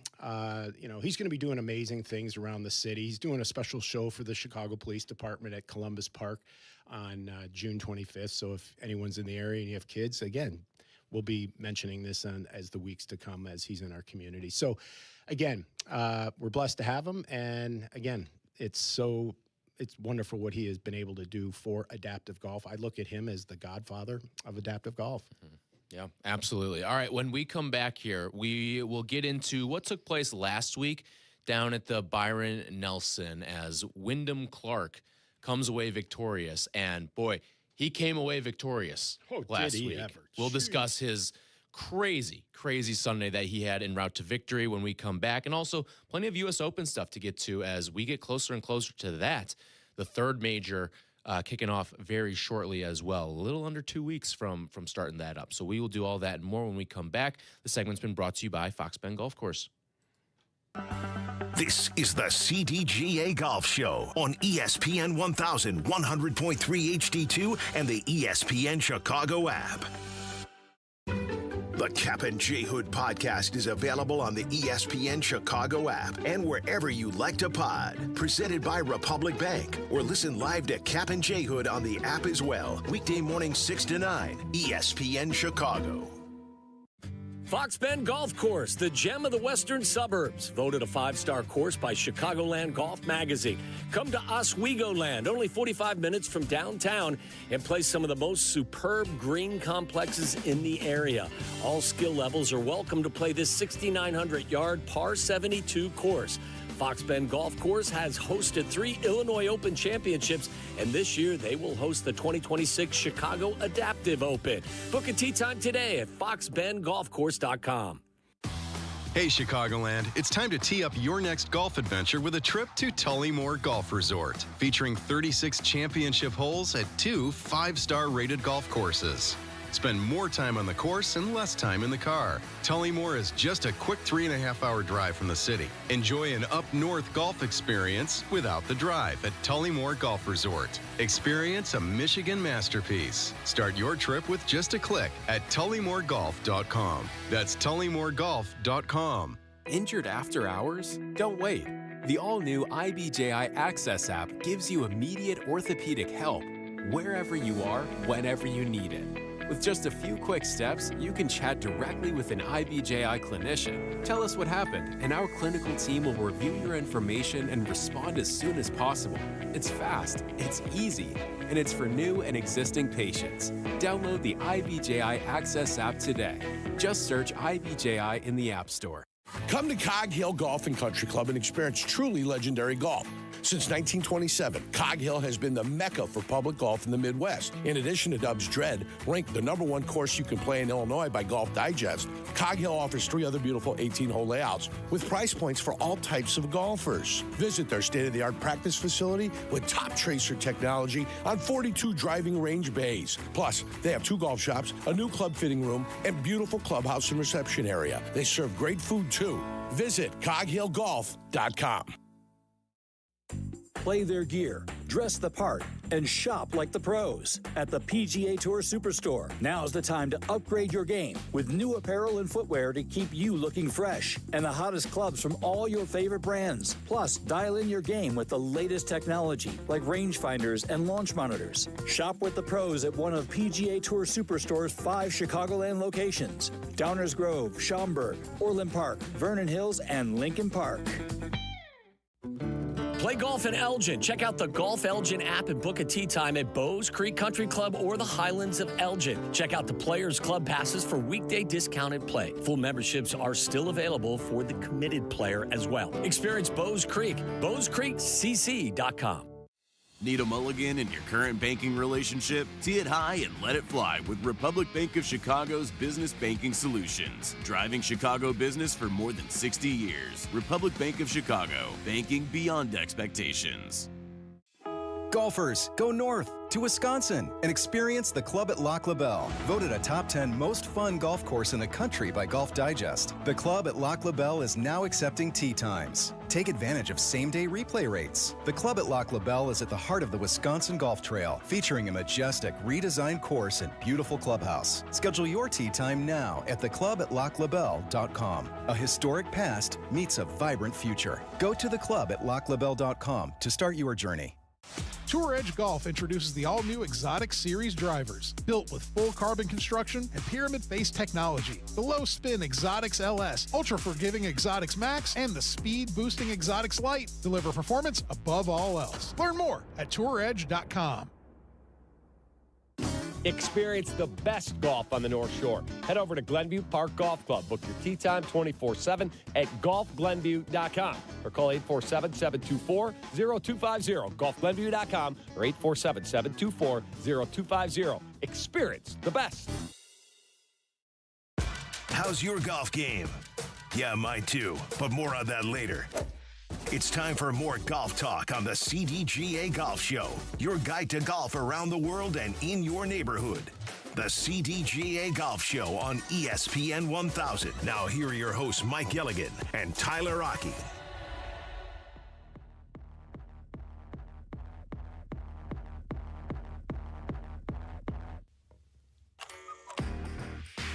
This segment brought to you by Geneva National. Here on the CDGA Golf Show, Tyler Rocky, Mike Gilligan with you on ESPN Chicago. We take a look back at what took place last week down at TPC Craig Ranch. The Byron Nelson, Wyndham Clark, really out of nowhere on that Sunday, took the tournament by storm, fired a 60, and elevated himself 48 spots to win the tournament. And it's been a real kind of up and down for Wyndham Clark since he won the U.S. Open a couple years ago. He's had some great moments, and he's had some really bad moments. Some moments that have been captured on camera or reported on too, where he's busting up a locker room or a clubhouse or something like that. It has not been good. But then you see moments like what we saw last Sunday where he fires the 60, 32-28 on the back nine. And it reminds you that, yeah, this is a U.S. Open champion in Wyndham Clark, and he's still got that guy in him too. There's absolutely no doubt. And, you know, we have seen sort of the rise, the fall, and now the rebound of Mr. Clark. And, you know, it was interesting. I listened to an interview this week on his mental coach. And, you know, when that went down at Oakmont, they had to work on a lot with him. And they really had to do a deep dive inside of what's making him tick, because basically she surmised that he's his own worst enemy. And I think we all are on certain levels, but to the point that he's extra hard on himself. And I think the lesson is, I think we all need to give ourselves a little bit more grace, but I think he needed to do a little bit more, and I think he has done so in this new version of how he looks at playing the PGA Tour and playing at this level. But to your point, the ability of a U.S. Open champion is in there. And I mean, shooting 28 on the final nine, shooting 28 anywhere is unreal. But to do it and to shoot 60, and it looked like a walk in the park, but usually when you're playing that well, it's usually the straightest walk you're going to ever make. But I was absolutely amazed that he had the ability to do it when it mattered and mattered most. And, you know, I think sometimes guys that are chasers do better when they're in that position versus trying to be the leader and hold the crew off. And a guy like him finds that rhythm, and he's been there. He's been at the highest moments and tests in this game. And so he's a guy to keep, you know, our eye on as we start to head to Shinnecock, because he's got game. And he's got game on the most difficult venues. And that's what's going to be interesting to see at Shinnecock in a few weeks. Yeah, and it's crazy because Wyndham Clark won this golf tournament. No it's doubt not about like it. Siwoo Kim lost the grip of the rope here. Siwoo Kim fired 6 under on Sunday. How many times do you see a guy go 6 under on Sunday as the leader going into the round, and like maybe you'll lose, but you're probably losing to someone in your pairing, especially if that person is like a Scotty Scheffler or something like that.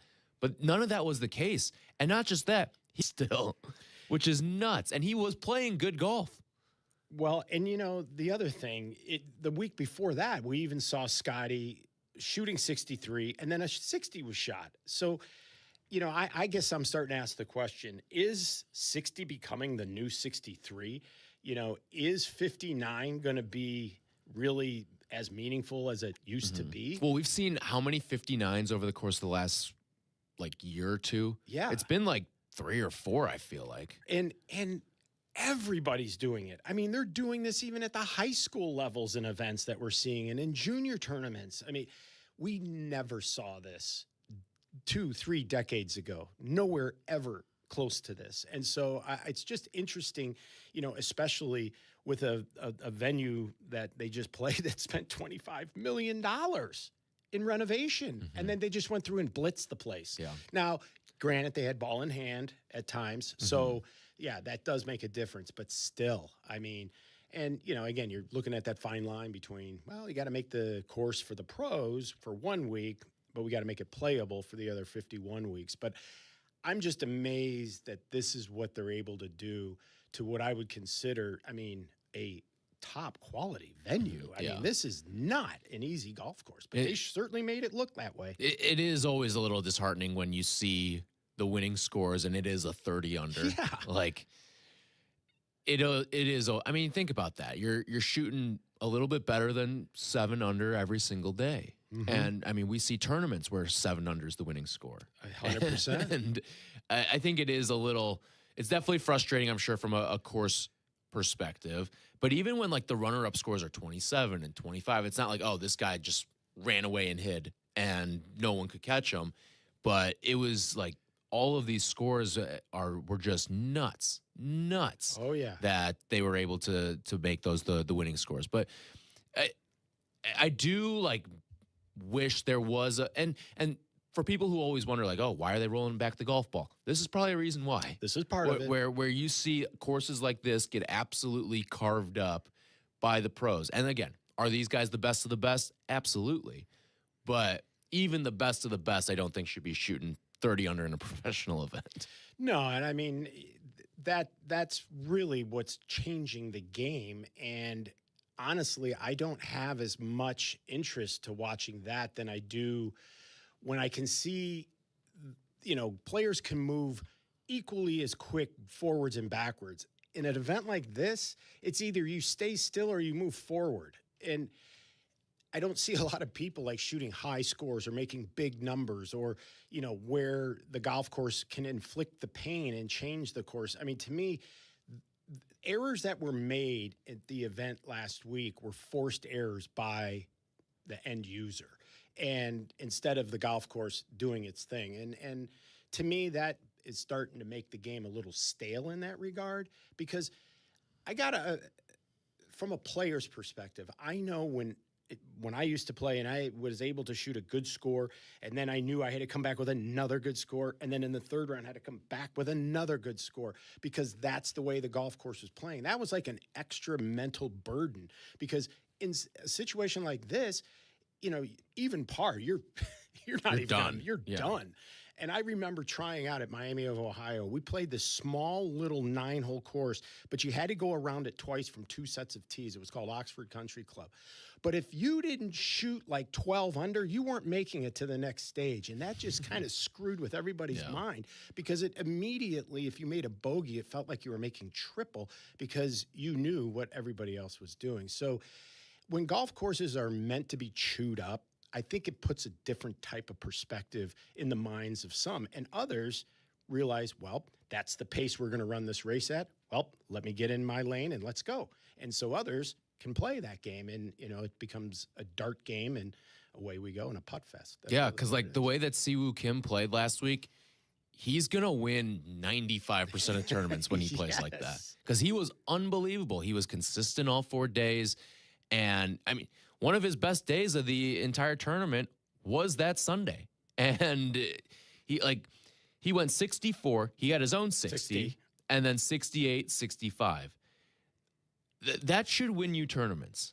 That should win you more tournaments than not. And you definitely shouldn't be losing by 3 strokes with performances like that. Right. But that's the funny part. He lost by 3, and he himself had a 60. I mean, that just goes to show you how good these guys are, the equipment, all of it. But it's also very much changing the way we look and analyze the game. I'm amazed at how data-driven this game has become, and really almost how less feel-based it is. It's so much more on the analytics, and it's something that growing up in this game, it just never entered it. Jack Nicklaus never had these kinds of numbers. He wasn't charting every shot he hit. And now you get these programs like Data Golf and stuff like that, and they've got all these course fits, and it's crazy, like how data-driven. And it's for a sport that's as mental as it is, the analytics side of golf is pretty damn spot on. Oh, it is. Which is the craziest part of it all. It does, and it really exposes to the player, assuming it's, like anything else, garbage in, garbage out. So if you put in the best data, the most actual and factual, you're going to get the best guidance and direction based on it. And it tells these programs and players what and how they need to practice. And it really starts at the junior level. But I'll tell you what, these NCAA programs, and I know there's some NCAA golf coming down the wire as well, but these programs thrive on this. And, you mentioned earlier about rolling back the ball. The biggest question then becomes, when do you roll back this ball? Do you do it in the amateur, the elite limit? Do you do it in the NCAA? I mean, at some point, do players have to crisscross on a ball if we go that way? But to me, I don't know if it's really about the ball as much. I think if they could take the driver heads and shrink those things back down to the size of a small crab apple like they used to be, guys aren't going to be swinging as fast as they are, because now they might actually miss the ball. And I honestly think if they were to do that, they may not even have to touch the golf ball. Yeah, that's one of the crazy parts too, because so much of the data, when you get spin, but a big part of it is your club speed. And obviously guys like Bryson, who just have kind of been at the forefront of a lot of this stuff. Now, how much of Bryson are we going to see in the potential post-live world remains to be seen, but he's always been one of these pioneers of analytics and swing speed and just hitting that ball as far as possible, and then we'll figure out the rest later. Well, that's what he did at Winged Foot. In fact, if you remember during COVID when he won at Winged Foot, that's exactly what he did. And having lived there for 2 years, what he did to that place is extraordinary, even with the theory of bomb and gouge, because those greens are just brutal. But he was able to control it enough to keep the ball at the lowest point of the green. So he was really putting uphill most of that week was really the trick, but he was able to control it because of the clubs that he had and the distance. And so he wasn't having to go at it like, trying to get every ounce of 160 yards. He was just trying to maintain and control 80 yards or 90 yards. So there's a big difference when you're just trying to control a distance versus trying to generate it and stop it and control it. So he put himself into a spot at Winged Foot just based on, again, the data and the analytics told him to do this, and no one else was thinking along those lines. But again, he is that pioneer. He is a bit of a bubble off of level in a good way, and he has shown there's different ways to get it done. And same size set of clubs all throughout, bomb and gouge, and it also helps to be, at the time when he also won, I think he looked like the Incredible Hulk. Right? I mean, he was at that time 1,000 protein shakes a day. I mean, he was driving over that lake at Bay Hill, almost driving it on a par 5 and just doing extraordinary things. But I think that's also how he hurt himself. And so I think, like anything else, we'll try it, we'll learn. And now we have a refined Bryson, but who knows where he'll end up going through all this. Yeah.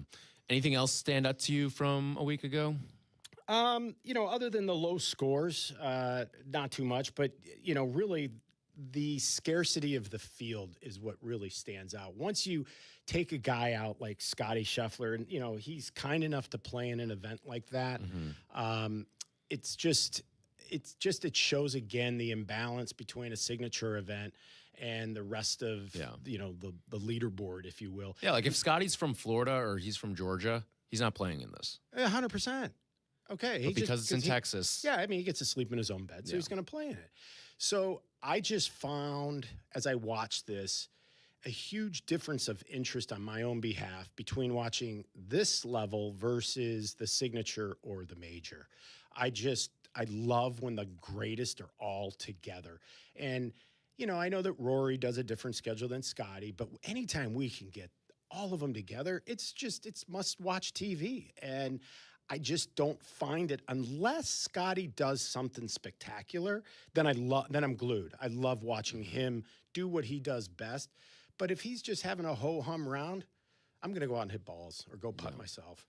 The thing with Scotty is he's been good in all of these events, but he's always been chasing. Right. And it's been kind of odd that he hasn't won some of these like smaller events that he's participated in.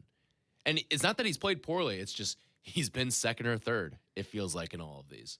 And he has been. But at the same time, I think he's also a guy that's taking a look now at where he wants to peak, when he wants to peak.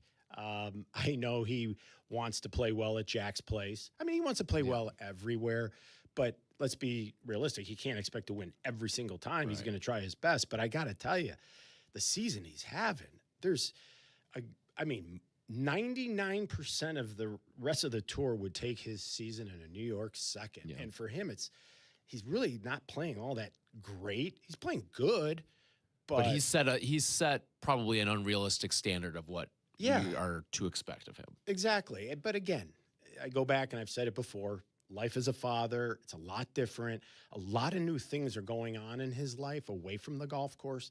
And to be able to juggle it and compartmentalize it and be able to get back to, task at hand and all of that.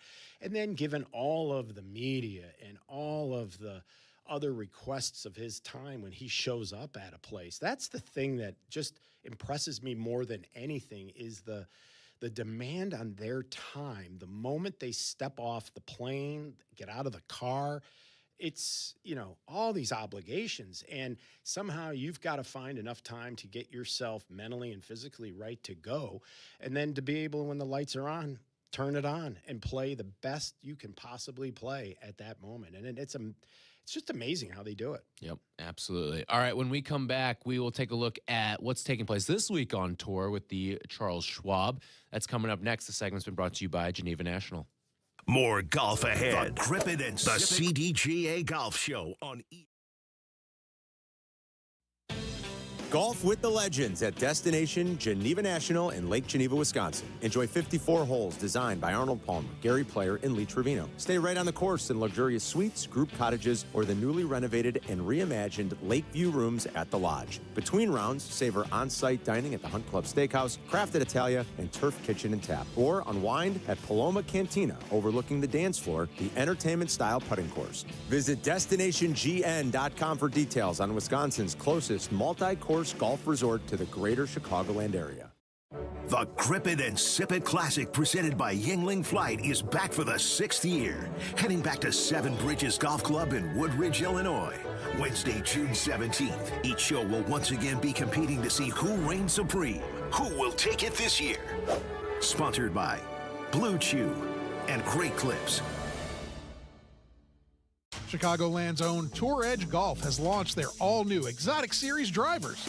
They offer explosive distance driven by industry-leading MOI, guaranteeing more accuracy and confidence off the tee. Designed with full carbon construction and pyramid face technology to achieve maximum distance, power, and forgiveness. The low-spin Exotics LS, the ultra-forgiving Exotics Max, and the speed-inducing Exotics Light drivers deliver performance above all else. 3 distinct designs, 1 uncompromising Exotic standard.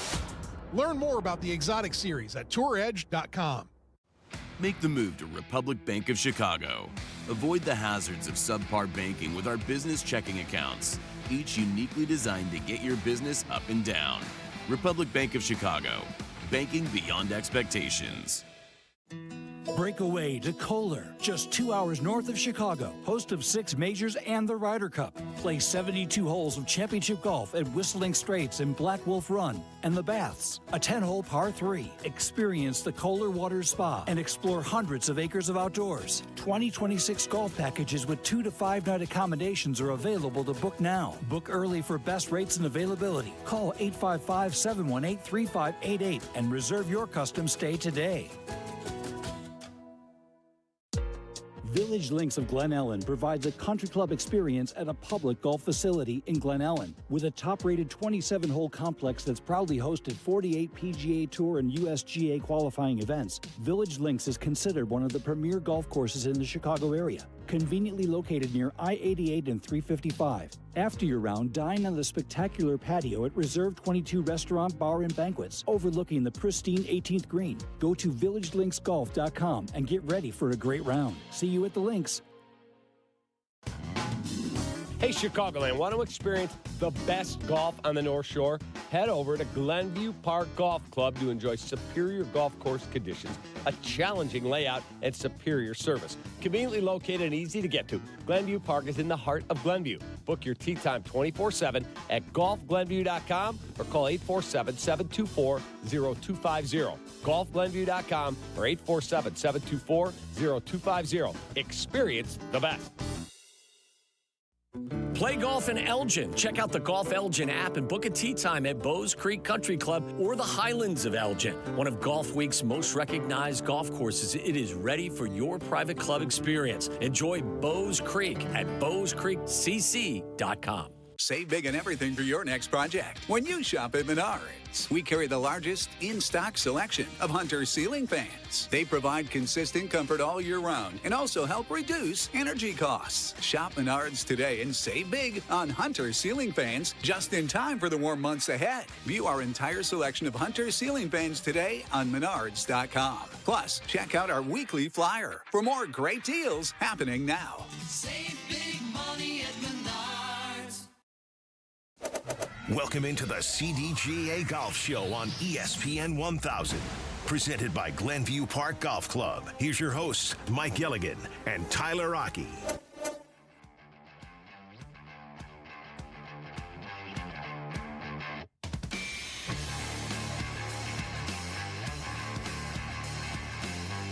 This segment brought to you by Golf Elgin, home of Bowes Creek Country Club and the Highlands of Elgin. Tyler Rocky, Mike Gilligan with you on ESPN Chicago. Talking golf and what's going on this week on the PGA Tour. The Charles Schwab taking place now at Colonial. Your leader after firing back-to-back 65s is Jordan Smith. He sits 10 under. One ahead of the pack of Hideki Matsuyama, Brian Harmon, Ryan Gerard, and Michael Thorbjornsen.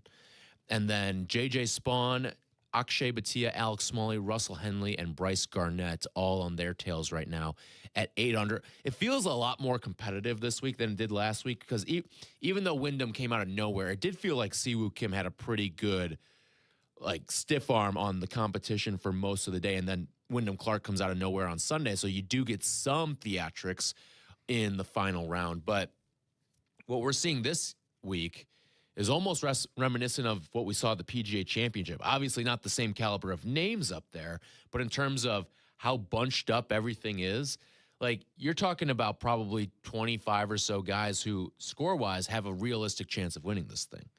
Yeah, maybe even more. Well, yeah, and I think it is testimony to Colonial. Colonial Yes. is a very special place, and I've been fortunate enough to play it a few times, and, it is the kind of golf course you have to respect. You cannot bomb and gouge there. It's all about the angles, and so it reminds me a little of what the guys had to do at, Aronimink on certain levels, not to the difficulty and to the degree, but this golf course will produce a champion that has all facets of the game at the highest level. And it's just the way that it's always been. And it's been cool to see since the redo. Look, the golf course looks unbelievable. And so, yeah, the scores are a little bit more normal. Although, just to give you an idea, based on what we were talking at the last segment, There was a 63 shot yesterday by A.J. Ewert. Mm-hmm. Now, do you know who he is? Nope. I don't. That just goes to show you he's from Canada, and the guy has the lowest round of the event thus far, and he's currently tied for 11th. But again, it just goes to show you just how good these guys are that we don't even know about. So we have to look at events like this as, are we going to start spotting our next stars, tomorrow's stars today kind of thing. But I do like the fact that Ludwig's playing and a few of the others are starting to kind of come back to start getting Decky's ready. there. Right. Yeah, JJ Spawns. JJ Spawns played a couple in a row now. But yeah, no, I think the profile of the players is a lot higher in this event than it was last week. Now, there's no Scotty this week. There was Scotty last week. So I guess you could say that like the most must-watch player on the tour played last week and not this week. But I think the overall health of the event and the field is much better this week than last week. Right. And I think Scotty doing what he did for the event, because of the two in the Metroplex between the Byron Nelson and Colonial has always been the staple, the time-honored tradition, Hogan's Alley. The Byron Nelson has been bebopped around different sites. They usually go incredibly low depending on where they take the event. So it's really never had the long-standing home and what I call that great tradition, if you will. So I think Scotty brings a lot to that event and really helps that community out by just his mere presence alone. And I think that speaks back to Scotty as an individual and as a person, because he could have easily taken the other route. But I think it also helps get him ready for Jack's event. He likes to take that week off ahead of it. And then my guess is he'll probably take the Canadian off. I don't know if he'll go 3 weeks in a row, but maybe he will. Yeah. Some other notable spots on the leaderboard right now. Ludwig Oberg is 6 under right now, tied for 15th. As is Gary Woodland. He's in that pack as well. Good to see Gary Woodland continuing a really strong year. Won an event a couple weeks ago. And then we got Doug Gim. I was just going to bring him up next. Yeah, he's tied for 15th as well in that crop too. One of the local guys, Doug Gim. So he's 6 under right now. And he's just kind of hung around in a lot of these events. He really has. He's just hung around, found himself. You'll see his name on the leaderboard sometimes early on Thursdays too. Like it's been fun to watch for Doug Gim. Keegan Bradley also tied for 15th right now as well. Unfortunately, one of the local guys that did not make the cut is Nick Hardy. So he is still trying to work his way back, but Nick Hardy, unfortunately, not going to see the weekend there down in Texas. But hopefully better things lie ahead for Nick Hardy there. Ben Griffin tied for 34th right now, as is Sahith Theegala. Sahith Theegala has been kind of on a weird trajectory where he came out kind of guns a-blazing 2 years ago and has quieted down. And he was kind of in that conversation of, who's going to be the next first-time major winner? He wasn't top of the list when we were having those conversations, but it was like, look out for Sahith Theegala. He could be one of those guys that just spins off a U.S. Open or a PGA championship, but he has kind of struggled ever since. And he's seen his ranking significantly plummet over the course of the last couple of years, unfortunately. Yeah, he really has. And, his future seemed to be so big and bright. And honestly, I wouldn't have surprised me if you told me he would have won a major by now. And he hasn't. And quite frankly, he hasn't really been in much of the discussions. No. And, you wonder about a guy like that kind of gets to that next level, all these new endorsements, all these new things to try and experiment with. And I think it's all, again, part of that maturation process for some of these guys when they start coming into their own and being able to handle it and understand the new demands on their time, because I don't think it's a lack of talent. I would argue that Sahith might be among the most talented ball strikers out on that PGA Tour. So, it's something else. And so to me, it's growing pains for him.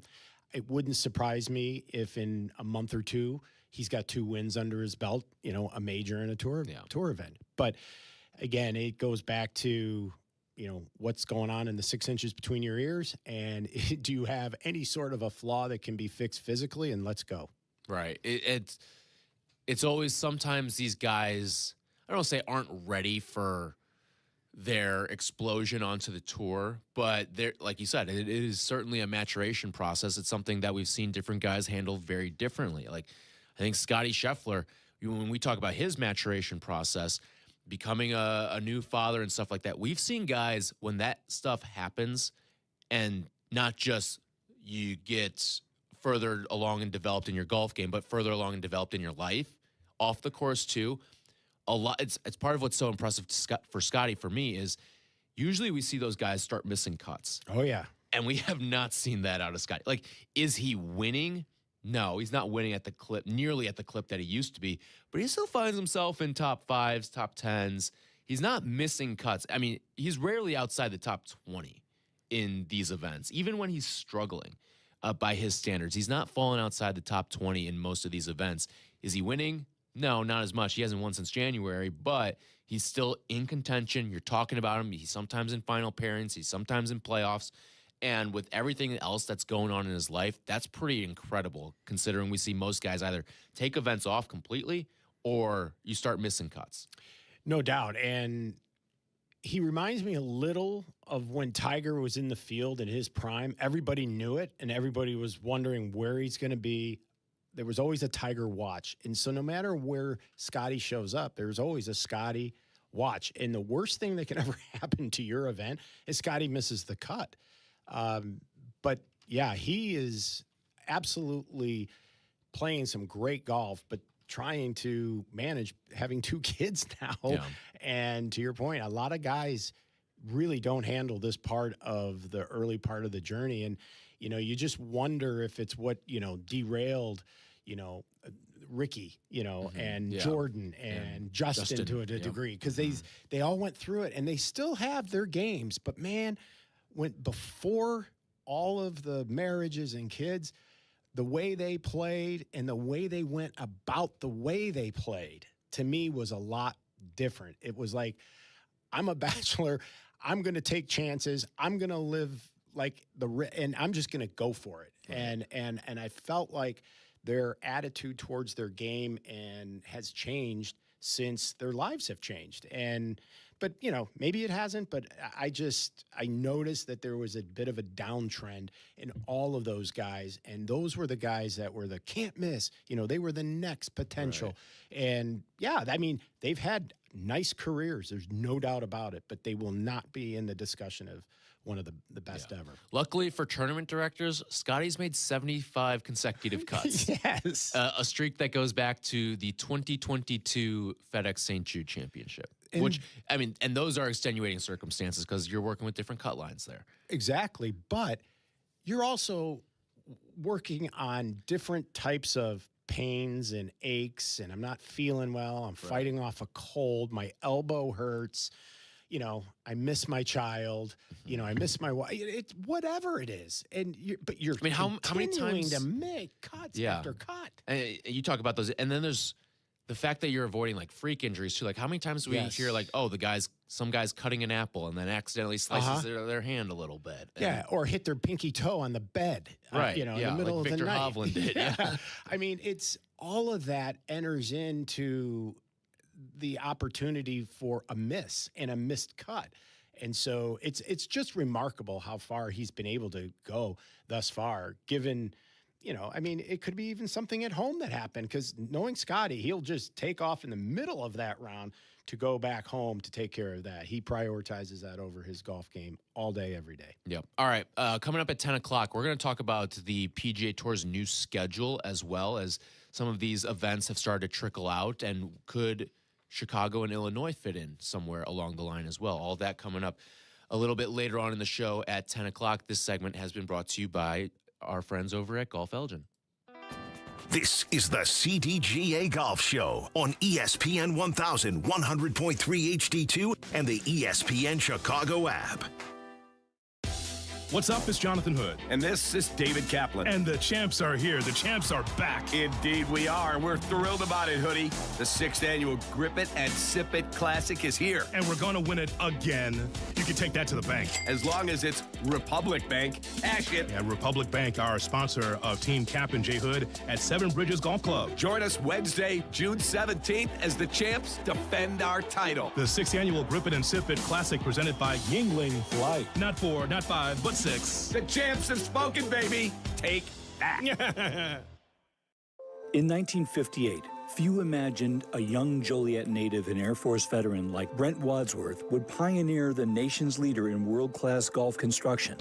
Wadsworth Golf Construction was founded on his vision of leading with integrity, service, and quality, with over 1,000 golf courses built or renovated, including 110 in Illinois. Wadsworth Golf has left an indelible mark. Yet it's more than just construction. Wadsworth's philanthropy, embodied by Wadsworth Golf Charities Foundation, has donated over $12 million to nonprofits using golf to uplift children, veterans, and the underprivileged. Projects like Youth Links at Cantini, CDGA Sunshine Course, and newly renovated Canal Shores in Evanston have benefited. Wadsworth Golf proudly supports the CDGA and looks ahead to further collaboration in enhancing the golfing community. Explore their projects and foundation at wadsworthgolf.com.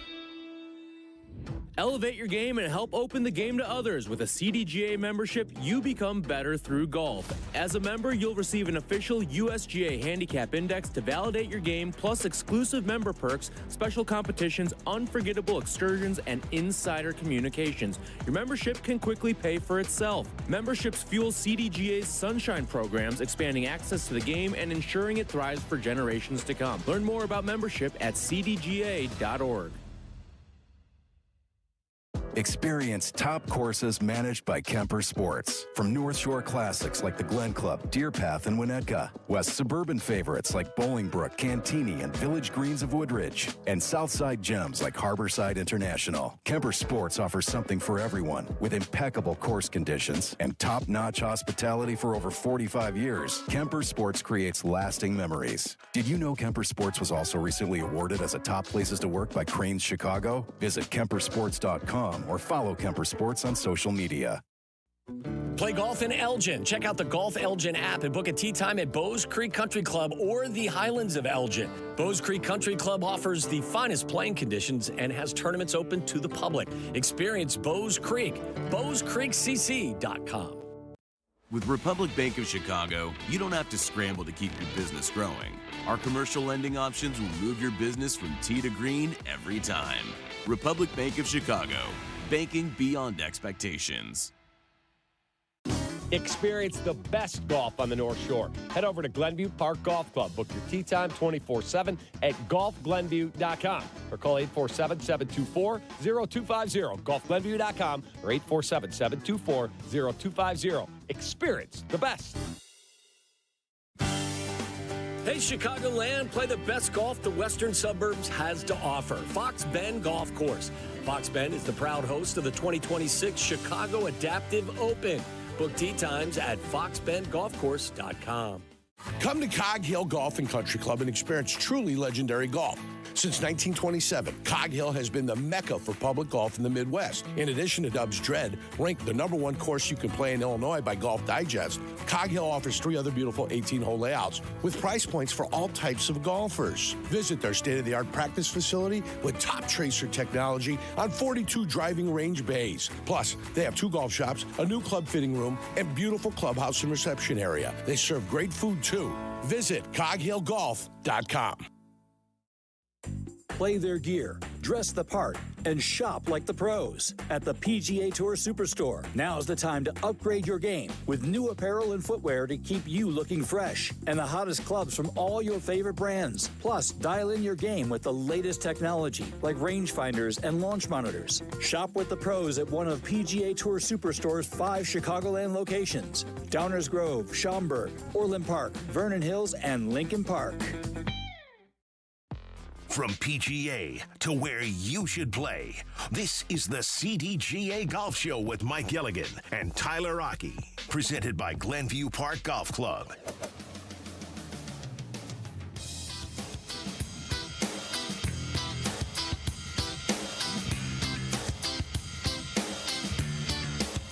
segment brought to you by our friends over at Tullamore Golf Resort, up north, Michigan golf without the drive. It's the CDGA Golf Show on ESPN Chicago.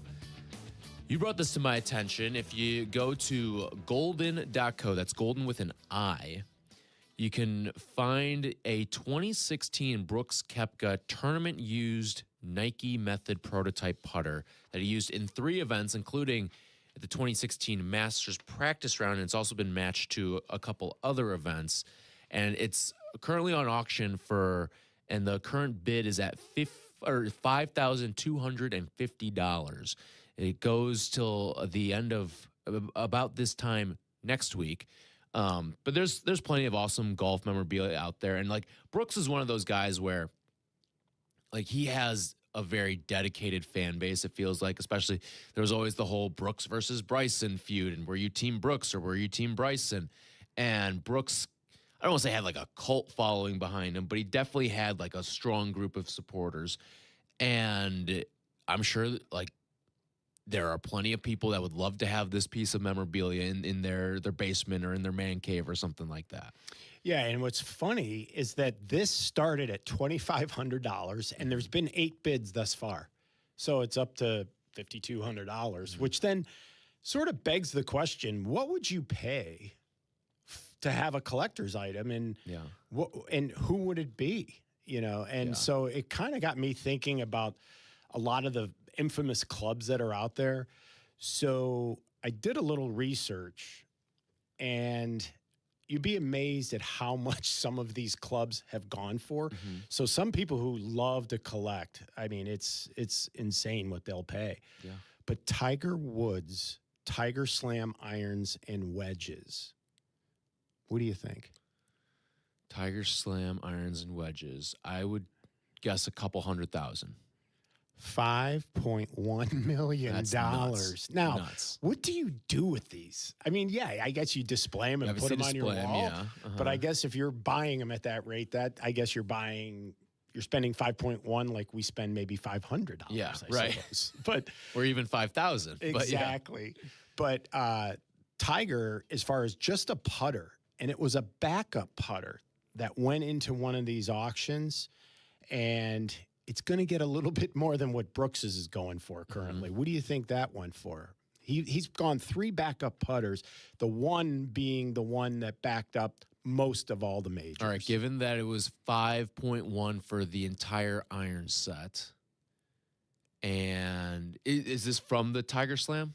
No. Or it's just a general. Yes, it is. Okay. It is, but it's a backup. It's a backup. Yes. So he didn't really use He this didn't use thing it, but at he all. traveled with it in the event that, the Something gamer got, hijacked by somebody who had too many adult beverages or something. I will go with $175,000.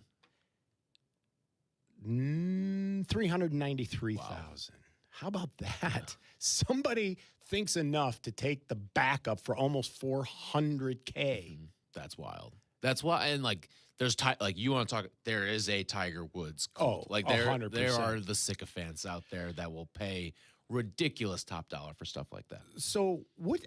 And nobody knows because we're not sure where it is from what I've heard. But the Jack Nicklaus Response putter that he won in '86, because now you weren't even born, but that putter was so off the charts, wild, unique, and different. And in fact, when Jack first looked at it, he said, no way, I'm not going to use this, until they convinced him from a technology perspective that it was really the first time they had basically a zero twist or zero torque type of concept. And it took off because they sold about 300 and some thousand the next week after he won with it. But at the beginning, it looked like almost like a toy versus an actual legitimate putter. So I wonder, what would that putter? I bet you that's over $1 million if they could find it. But rumor has it he does not know where it is. Oh, wow. How about that? Yeah, it's probably, like all these things, like the people who find the Honus Wagner T206s in their basement or in their attic or something, like probably somewhere like that. It's probably just somewhere odd like that. So what would you want? Like, are you a collector? I like to collect a number of things. Why don't we discuss this when we come back? Okay. Because I know I've been in your office before. You've got a ton of stuff.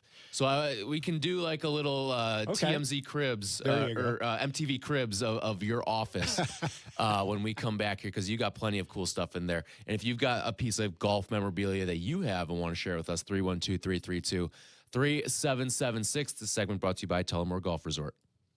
Experience the best golf on the North Shore. Head over to Glenview Park Golf Club. Book your tee time 24/7 at golfglenview.com or call 847-724-0250. Golfglenview.com or 847-724-0250. Experience the best. Play golf in Elgin. Check out the Golf Elgin app and book a tee time at Bowes Creek Country Club or the Highlands of Elgin. Bowes Creek Country Club offers the finest playing conditions and has tournaments open to the public. Experience Bowes Creek. BowesCreekCC.com. Like a good caddy, the Treasury Management team at Republic Bank of Chicago is ready to carry the load and provide the advice and solutions your business needs to succeed. Republic Bank of Chicago, banking beyond expectations.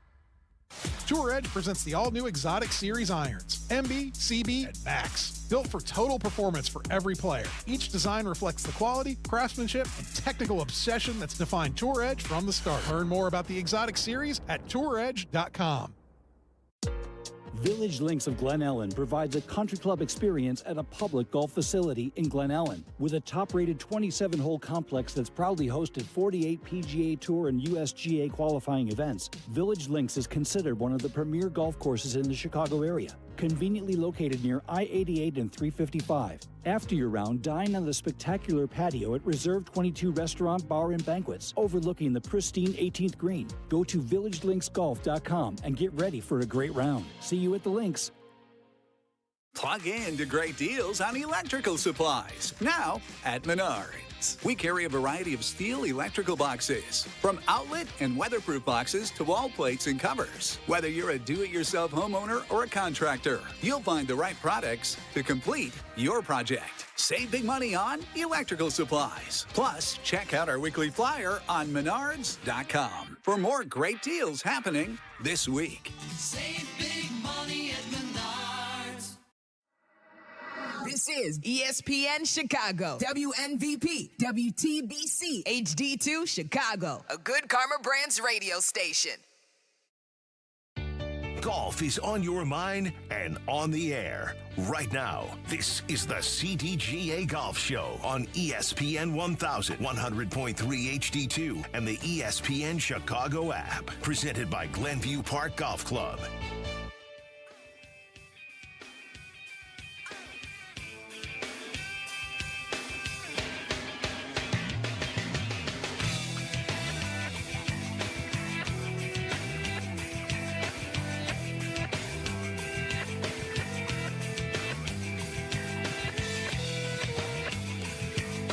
CDGA Golf Show on ESPN Chicago. The segment brought to you by Tour Edge. Tyler Rocky and Mike Gilligan with you. Talking golf every single Saturday morning, 9 to 11 a.m. right here on ESPN Chicago. So we were just talking before the break about some of the golf memorabilia. You've got tons of it in your office. You take one step inside Mike's office and you will see it feels like you're in the Golf Hall of Fame almost. In terms of like collector's items, for me, so I collect a couple of different things. Now, one's golf related, one's not golf related. The non-golf related thing that I collect are pins. And I do that because I like to commemorate going to different events. And I used to just do that because I would just collect the ticket stubs. Right. But they don't do that anymore. Everything's on an app, Ticketmaster, if you're going to baseball games, ballpark app, all that stuff. So you can't collect ticket stubs anymore, unfortunately. So I've like pivoted to collecting pins from different big events that I'll go to. So that's what I do for like all events. And then you have golf related stuff. And I like to collect golf balls. I was actually inspired by Casey Richards on the collecting golf balls front because he has his collection. He gets a logo ball from every cool course that he plays, and he's got it up in his office. He does. So I've started to do that. And if I were to get like a golf memorabilia type item, I don't know if I'd necessarily want a club because I I almost feel like that would be an awkward type thing to display in a man cave or something like that. I would try to collect a golf ball from, this is the putt that Rory, this is the ball from the putt Rory sank to win the Masters and complete the career slam or something like that. Well, yeah, I mean, it depending on how much space you have is also that's true. Where you are being a collector and how you display it. Because for me, a lot of my stuff, unfortunately, has to sit in a fireproof safe because my wife will only allow me to have a certain amount of space in the house. That's why my office looks the way that it does. But yeah, I was blessed, obviously, with being around a lot of the greats in the game and being around some of the biggest events in Ryder Cup and PGA Championships, a U.S. Open and a Senior Open. And so I've had my opportunities to come up close to a lot of people and receive some items in a rather sort of unique ways. And the one that I think is probably the coolest story is the one when at Oak Hill in 1995, it was literally about a month before the Ryder Cup and the phone rings. Now, you have to remember in 1995, our cell phones are real basic. I mean, really basic. There is no such thing as text. Were those like the bricks? Yeah, it was a little bit bigger than a brick. We were just starting maybe to venture into a flipper. Okay. But yeah, it was pretty rudimentary, but like caller ID, all that wasn't really. Yeah. So I get a call, and this guy describes himself as Wayne Gretzky's agent from IMG. And I'm like, okay, now I've got fraternity brothers, Mike Flanagan and Mike Smith, and we used to play tricks on one another, like announcing like you're somebody through the switchboard operators, So I'm thinking, okay, it's got to be these guys. And sure enough, this guy describes himself legitimately as I'm Wayne Gretzky's agent. And Mr. Gretzky would like 4 tickets to the Ryder Cup at Oak Hill. And I said, is that right? Tickets have been sold out for a year and a half. But I said, I'll tell you what.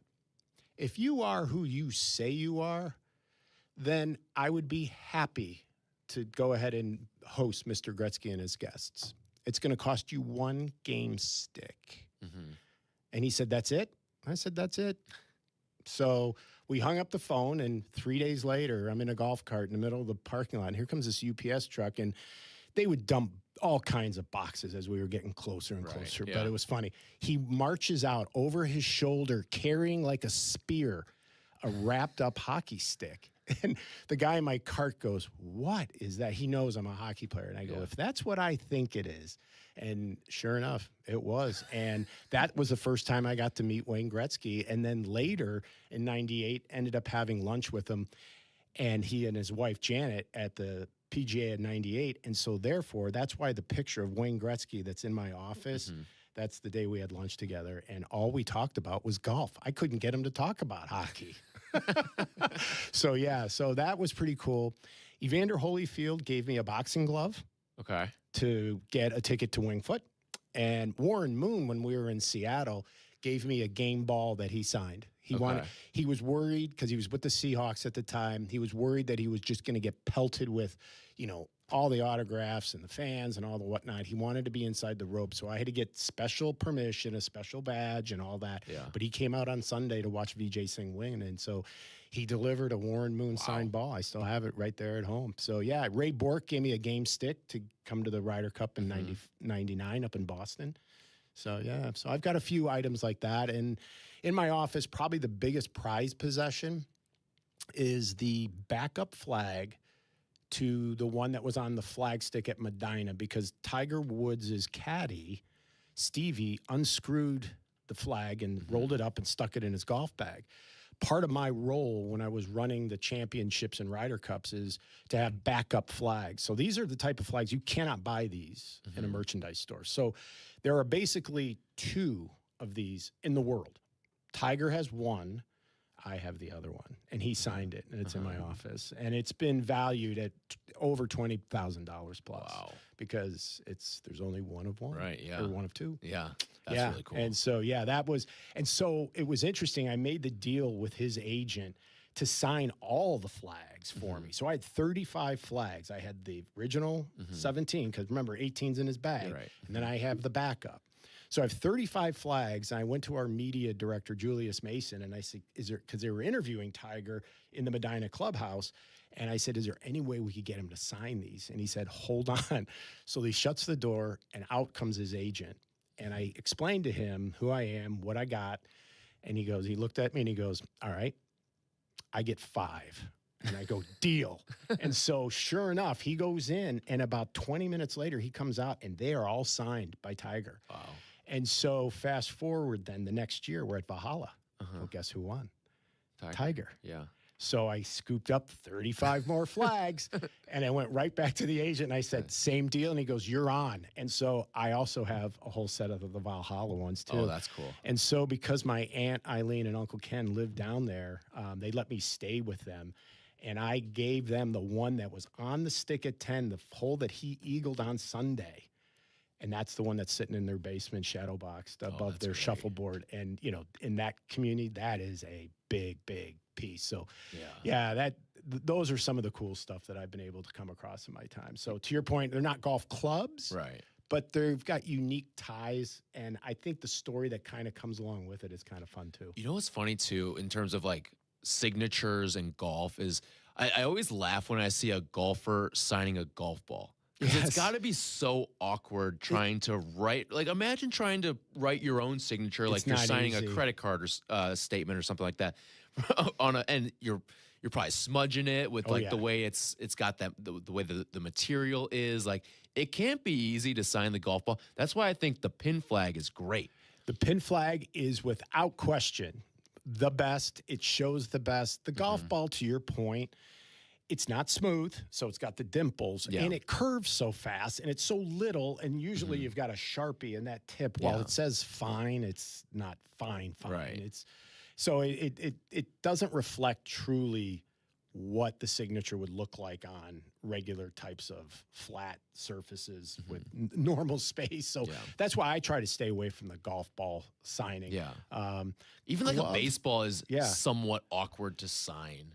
Yeah. Too, like with the size and everything like that. But I got to tell you, those guys, those baseball players, man, they especially with ballpoint pens, those guys are amazing on a baseball. I still can't write my name on a piece of paper, it seems like sometimes. But yeah, especially back in the day when penmanship really meant something, it was amazing. And that's what I used to do, is try to imitate everybody else's signatures, like Pete Rose or Jack Nicklaus. And but yeah, it's amazing. Now the kids that come in and come on board and they have to sign their paperwork, they literally don't know how to sign their name because they haven't had to. Do they still teach cursive in school? No. They don't? No. Confirm no. No, I thought they How teach about you. that? They teach you to do your name. I learned it in 2nd grade. I have a cousin who's 15, never learned Never learned cursive? How do you write a check?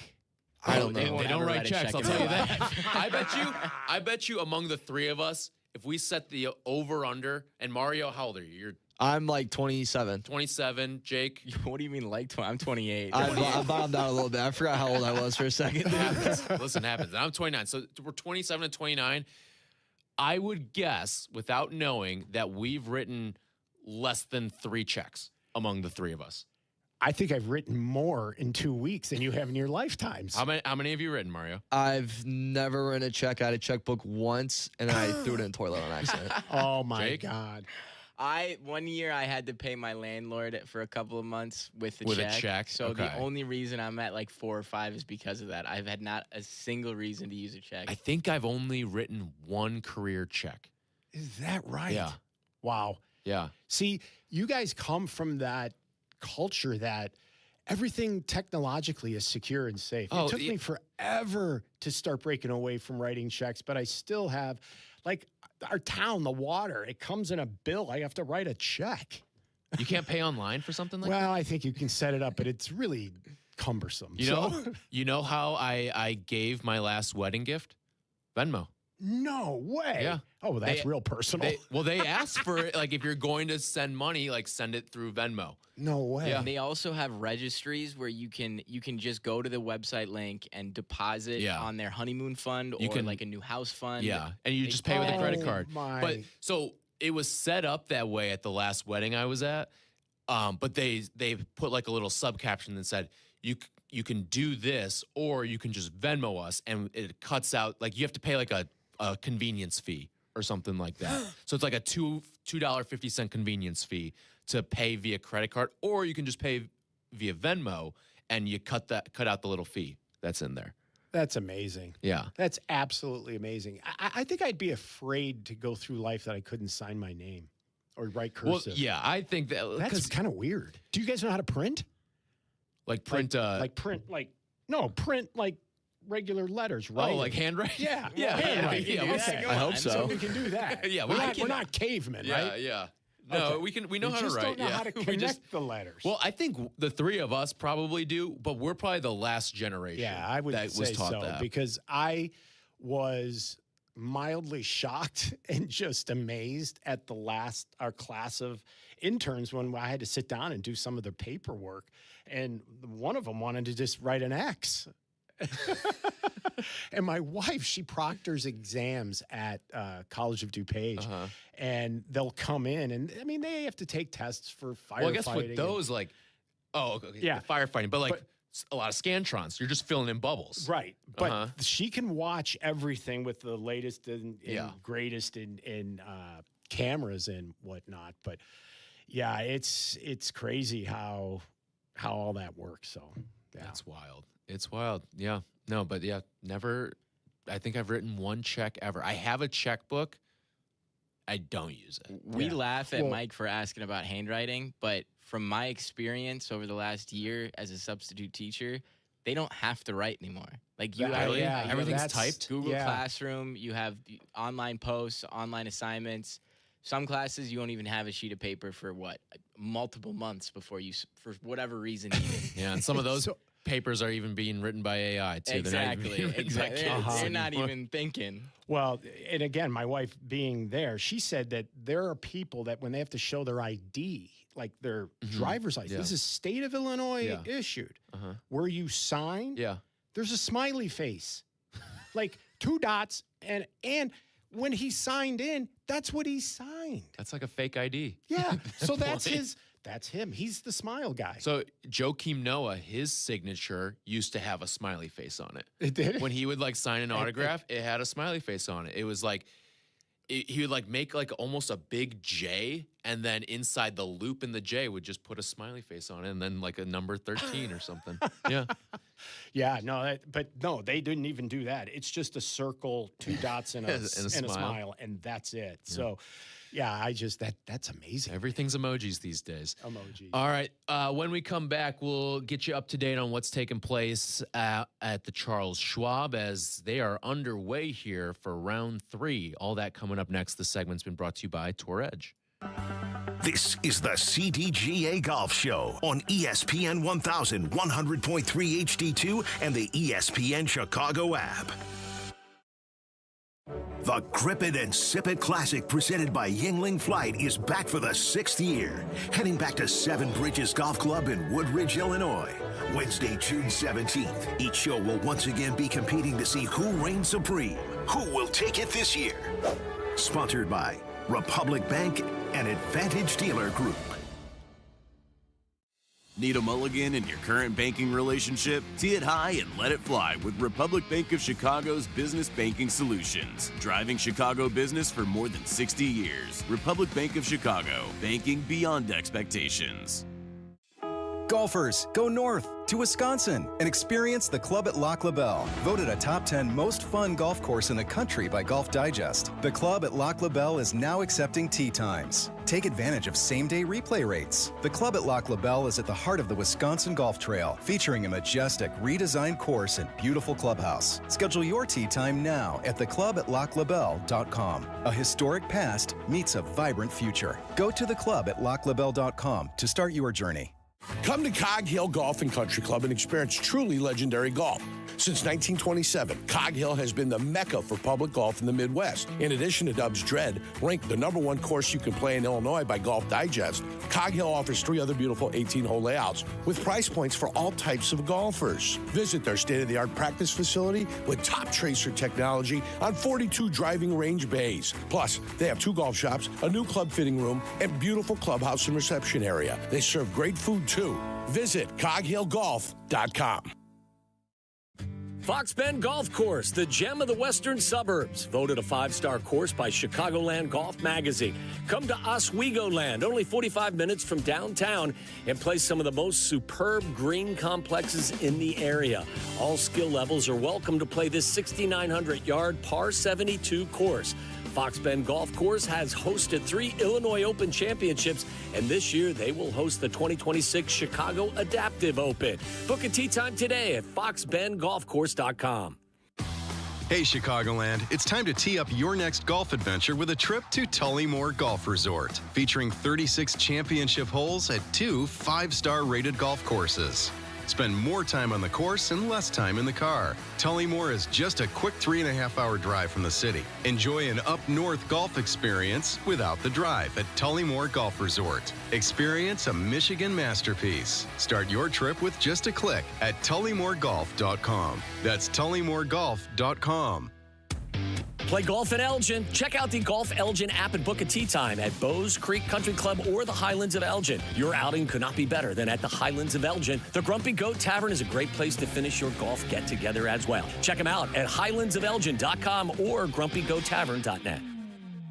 When pain holds you back, you deserve expert care you can trust. At Illinois Bone and Joint Institute, our orthopedic specialists help people get back to moving comfortably. Whether you're dealing with joint pain, a sports injury, or an everyday ache that just won't go away. From diagnosis and treatment to physical therapy and recovery, IBJI offers comprehensive orthopedic care all under one roof and close to home. Visit IBJI.com for more information. Hey, Chicagoland, want to experience the best golf on the North Shore? Head over to Glenview Park Golf Club to enjoy superior golf course conditions, a challenging layout, and superior service. Conveniently located and easy to get to, Glenview Park is in the heart of Glenview. Book your tee time 24/7 at golfglenview.com or call 847-724-0250. Golfglenview.com or 847-724-0250. Experience the best. Experience top courses managed by Kemper Sports. From North Shore classics like the Glen Club, Deer Path, and Winnetka, west suburban favorites like Bolingbrook, Cantini, and Village Greens of Woodridge, and Southside gems like Harborside International. Kemper Sports offers something for everyone with impeccable course conditions and top-notch hospitality for over 45 years. Kemper Sports creates lasting memories. Did you know Kemper Sports was also recently awarded as a top places to work by Cranes Chicago? Visit KemperSports.com or follow Kemper Sports on social media. Break away to Kohler, just 2 hours north of Chicago. Host of 6 later. majors and the Ryder It's time for more golf talk on the CDGA Golf Show. Your guide to golf around the world and in your neighborhood. The CDGA Golf Show on ESPN 1000. Now here are your hosts, Mike Gilligan and Tyler Rocky. This segment brought to you by PGA Tour Superstore. We're just talking about signatures, the lost art of like signing a check too, and this is a generational gap that we were experiencing there. Let's hit the phones real quick. Russ is in Palos Heights. What's going on, Russ? Hey, Russ. Yeah, with regard to, thanks for having me. With regard to the cursive issue and somebody not being able to do that, what if somebody's got to sign a scorecard to attest to a score, or maybe somebody's got an ace? What do you do? That's a good point. That's a great point. Thanks for the call, Russ. Listen, your signature is still your signature. It can be whatever you want. It doesn't have to look like your name per se. Right. A lot of guys will just go scribble and call it a day. But it doesn't matter how you scratch it, scribble it, make a shape, a smile, a sad face, or whatever. Mm-hmm. To Russ's point, you've now attested to that. And if you've done it in haste and you're not real happy and you just go and then you never really checked it, well, then that you could have really you're in trouble. You're in trouble then. Yeah. But but there's nobody at the USGA or the PGA Tour or the PGA of America once you turn it in and going, now wait a minute, I can't see that it says Tyler Aki. Yeah. No, there is no extra credit points or anything for good penmanship on the PGA Tour. Do we think Blades Brown has the most illegible signature on the tour? I would have to believe he has to. That's a great question. Yeah. And a guy that just went right from high school straight to the PGA Tour, Korn Ferry Tour. He tied for 14th at the Byron Nelson. Like his first PGA Tour event was at age 14, I want to say. So Yeah. if his first PGA Tour event was at age 14, he probably didn't know how to write in cursive. No. He probably just wrote his name like it was in print. And it's got to be funny for a guy that may be 30, 35 years old playing with Blades Brown, and after he signs a scorecard and hands it back to him, he's got to be going, what is this? Yeah. But yeah, that talented with the golf club, maybe not so much with the pencil. Right. Exactly. It's certainly one of the generational divides that is in golf right now. Quick update on what's taking place down at Colonial for the Charles Schwab. The leaders have not teed off yet. In case you missed it, Jordan Smith is your solo leader right now, 10 under. He's gone back-to-back 65s. Michael Thorbjornsen, friend of the show, Ryan Gerard, Brian Harmon, Hideki Matsuyama, all at 9 under. Then you got a nice crop of guys that are 8 under. JJ Spawn, Akshay Bhatia, Alex Smalley, who's put together a couple of nice weeks in a row. He really has. Russell Henley, Bryce Garnett also there as well. So that is your top 10 right now down at Colonial. Some of the other notables that have yet to tee off so far today. Ludwig Oberg is 6 under, 4 strokes off the lead, as is Gary Woodland. And local product Doug Gim in there as well. Nico Echeverria having a nice start to the day. He's 3 under through 7. So maybe that's an indicator of how the course is playing so far today, because there's been a number of low scores out of the gate here. Jackson Suber also 3 under through 11. Max Homa 2 under through 7. A couple guys 1 under in the early stages of their rounds too. So could be going low today out there in Colonial. It looks like they're trying to beat some weather today too. Yeah, they are. They're having some issues, I think, inclement weather in and out throughout the weekend. So they're going to have to do their best to get it all in time. But let me ask you, who's your winner? Who's going to win? I've got a feeling this could be a JJ Spawn victory. Yeah, that's a name that kind of goes through my mind, but I think I'm torn between him and Hideki. I do think it's going to be a more established guy. That's who I exactly think it's going to be. I'm going with Hideki, and he's just going to look amazing in that yellow shirt and that ugly boo plaid jacket. That's my pick. Yeah. No, so Hideki right now, 1 stroke off lead. He is your favorite despite not being in a solo lead right now. He is plus 650 on the odds there. But we were talking about this. Like, there's probably 30 or so guys who, score-wise right now, have a chance at this thing. Right. And as long as nobody runs away, then I'm glued to this all day tomorrow, because my Sundays are go tee it up at Fox Bend at 7:30, get home, get a Jersey Mike's $2 off, and get in front of the couch and enjoy my Sunday afternoon of golf. Yep, that's a hell of a Sunday. All right, we will be flipping over to the YouTube stream in just a moment here, so you can watch the final half hour of us on YouTube. And White Sox Weekly with Jeff Miller is coming up in just a little bit here on ESPN Chicago, so you can catch that on the app and on ESPN 1000. We'll talk to you on YouTube coming up next. Go Sox.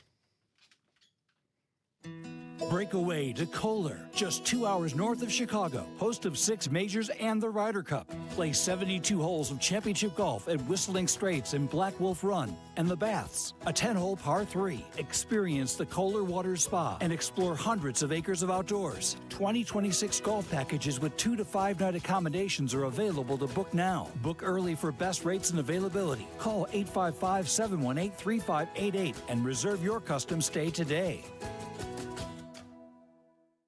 Experience the best golf on the North Shore. Head over to Glenview Park Golf Club. Book your tee time 24/7 at golfglenview.com or call 847-724-0250. golfglenview.com or 847-724-0250. Experience the best. Make the move to Republic Bank of Chicago. Avoid the hazards of subpar banking with our business checking accounts, each uniquely designed to get your business up and down. Republic Bank of Chicago. Banking beyond expectations. Chicagoland's own Tour Edge Golf introduces the all-new Exotics Iron lineup. Precision built for every player type and every scoring situation. The Exotics MB is a true muscle back, delivering ultimate shot control and a pure forged feel preferred by elite ball strikers. The Exotics CB blends a classic forged feel with modern forgiveness and consistent distance control. The Exotics Max delivers explosive distance with high MOI stability and effortless launch. 3 distinct iron designs, delivering performance above all else. Learn more about the new Exotics series at touredge.com. Village Links of Glen Ellen provides a country club experience at a public golf facility in Glen Ellen. With a top-rated 27-hole complex that's proudly hosted 48 PGA Tour and USGA qualifying events, Village Links is considered one of the premier golf courses in the Chicago area. Conveniently located near I-88 and 355. After your round, dine on the spectacular patio at Reserve 22 Restaurant, Bar, and Banquets, overlooking the pristine 18th green. Go to villagelinksgolf.com and get ready for a great round. See you at the links.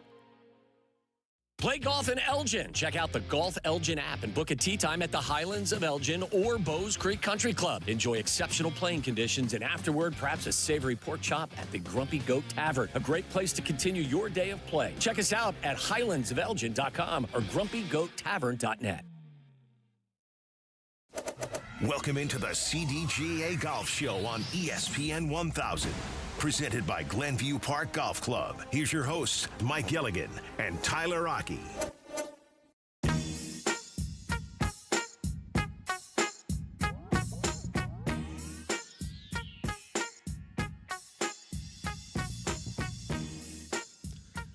It's the CDGA Golf Show, continuing with you live on YouTube. Everyone out there on YouTube, hello. Thanks for joining us today. You want to talk with us too, 312-332-3776. We never got to this. Some of these schedule changes that will be taking place for the upcoming PGA Tour season. And I think there's notable stuff in there because we've seen a couple of different like hints and breadcrumbs that have been dropped by Brian Rolap, the new commissioner of the PGA Tour, in terms of how they want to change up how they're doing some of the schedules for the PGA Tour. And there were some interesting changes that are going to be made next year. Yeah, no, there's going to be quite a few changes, and one of which I think is going to be the overall theme, less is more. I think we're going to get off to a later start. I think the NFL is going to flex its muscles, and I think the PGA Tour is going to, genuflect to them. And it's probably in their best interest to do so, because I think earlier in the show we were chatting about the fact that, not getting as excited when some of these leaderboards are sprinkled with names that we've not sure if they're bowlers or golfers. And as such, having full fields most of the time, trying to make every tour event its own Super Bowl in itself is, I think, what Brian Rolap's trying to accomplish here. And, you're starting to see some new venues popping up, and most notably Doral. Yeah. And I think they're doing a lot to get that thing anchored and securely in the rotation into the schedule in a time frame that makes a lot of sense. And by the sounds of things, they're going to go ahead and put that event in the Cognizant back-to-back. So, it doesn't sound like much, but when you're around traveling all over God's green earth and you get to spend 2 weeks at your home down in South Florida to be able to go to Miami and Fort Lauderdale or Palm Beach Gardens, depending on wherever they're going to have the Honda/Cognizant. Yeah. And as such, these guys, it's going to be a nice break for them. And the tour used to do that. And so I think it's going to be a very welcomed schedule change in that regard. And it also gets them going back to a big market in Miami. Right. And I think they want to make sure they hit Miami, not when there's when F1's there. Yeah, my goodness. Formula One and a major tennis tournament going on and everything. And oh, by the way, there's this golf thing. But they had to do it this year to get into the rotation. And I think they're going to get this thing strategically put on the schedule. And so the Florida swing is going to feel and look a little bit different in the way that shows itself. But, there's some other subtle changes. I think the Valspar is going to move from its usual late March slot to the May 6th to 9th, and it's going to be just now 2 weeks before what will be the PGA Championship. But I think the biggest thing that people will realize that what's changed is that there is absolutely nothing from Hawaii anymore. Yeah. And that's actually really sad.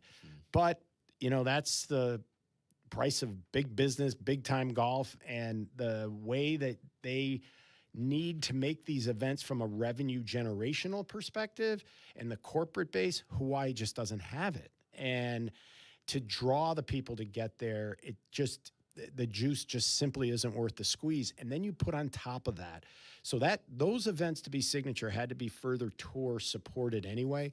Then on top of it, you're trying to put together an event from a operational perspective, tents, generators, and all the air conditioning, everything that has to go over there by boat.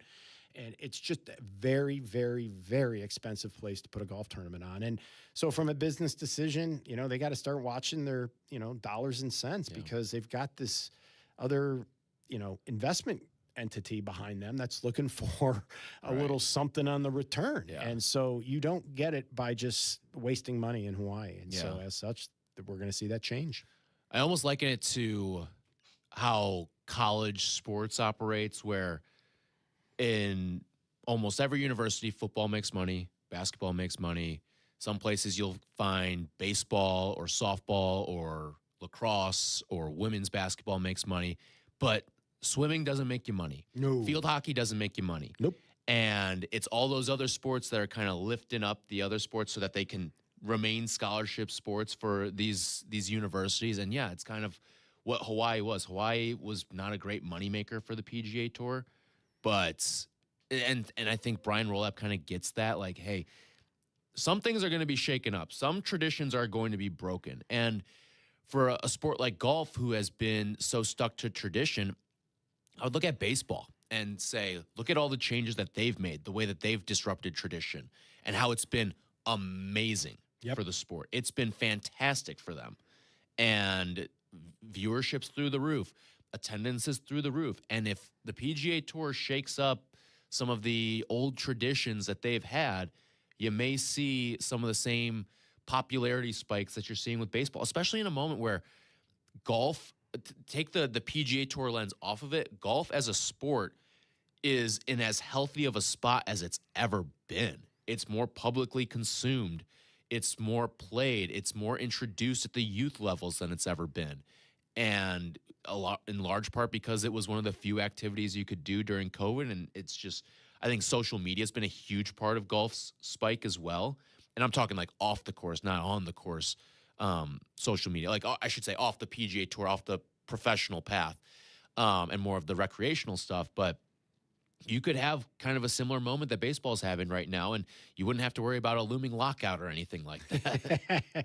No, and I think golf is also a sport that had absolutely zero technology associated with it, and I think is now becoming a newfound beneficiary of all of the data points and the metrics. And I think as long as we keep them in a, how should I say, a reasonable expectation and approach, I think it's the greatest thing that's ever happened to the game. Because when you watch these telecasts now, the graphics and the information that they're giving to you, and then it's funny, sometimes I'll, be on the computer and I'll, look up something that's back in the 70s or something, and you click on the videos and they got the video of Nicklaus versus Palmer, the wonderful world of shell golf. And it's like, oh my God, I can't believe people actually watch this. I mean, there used to not be a leaderboard. I know. That's kind of recent, too. Yeah. That you wouldn't have a leaderboard while watching golf, which is nuts to think of these days. And so watching golf in the 60s, the 70s, even in the 80s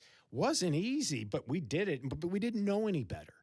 But now when I start looking, and when they start putting a Rory or a Scotty or a, whoever on the tee at 17 or 18, and then they can show you with the 3 different colors where their 3 previous tee shots all landed. And I mean, they tell you so much about the hole. And so now you absolutely understand what is going through this guy's mind based on all the data points you just learned on what he's been able to do, or how this hole has owned him, or how he's owned the hole.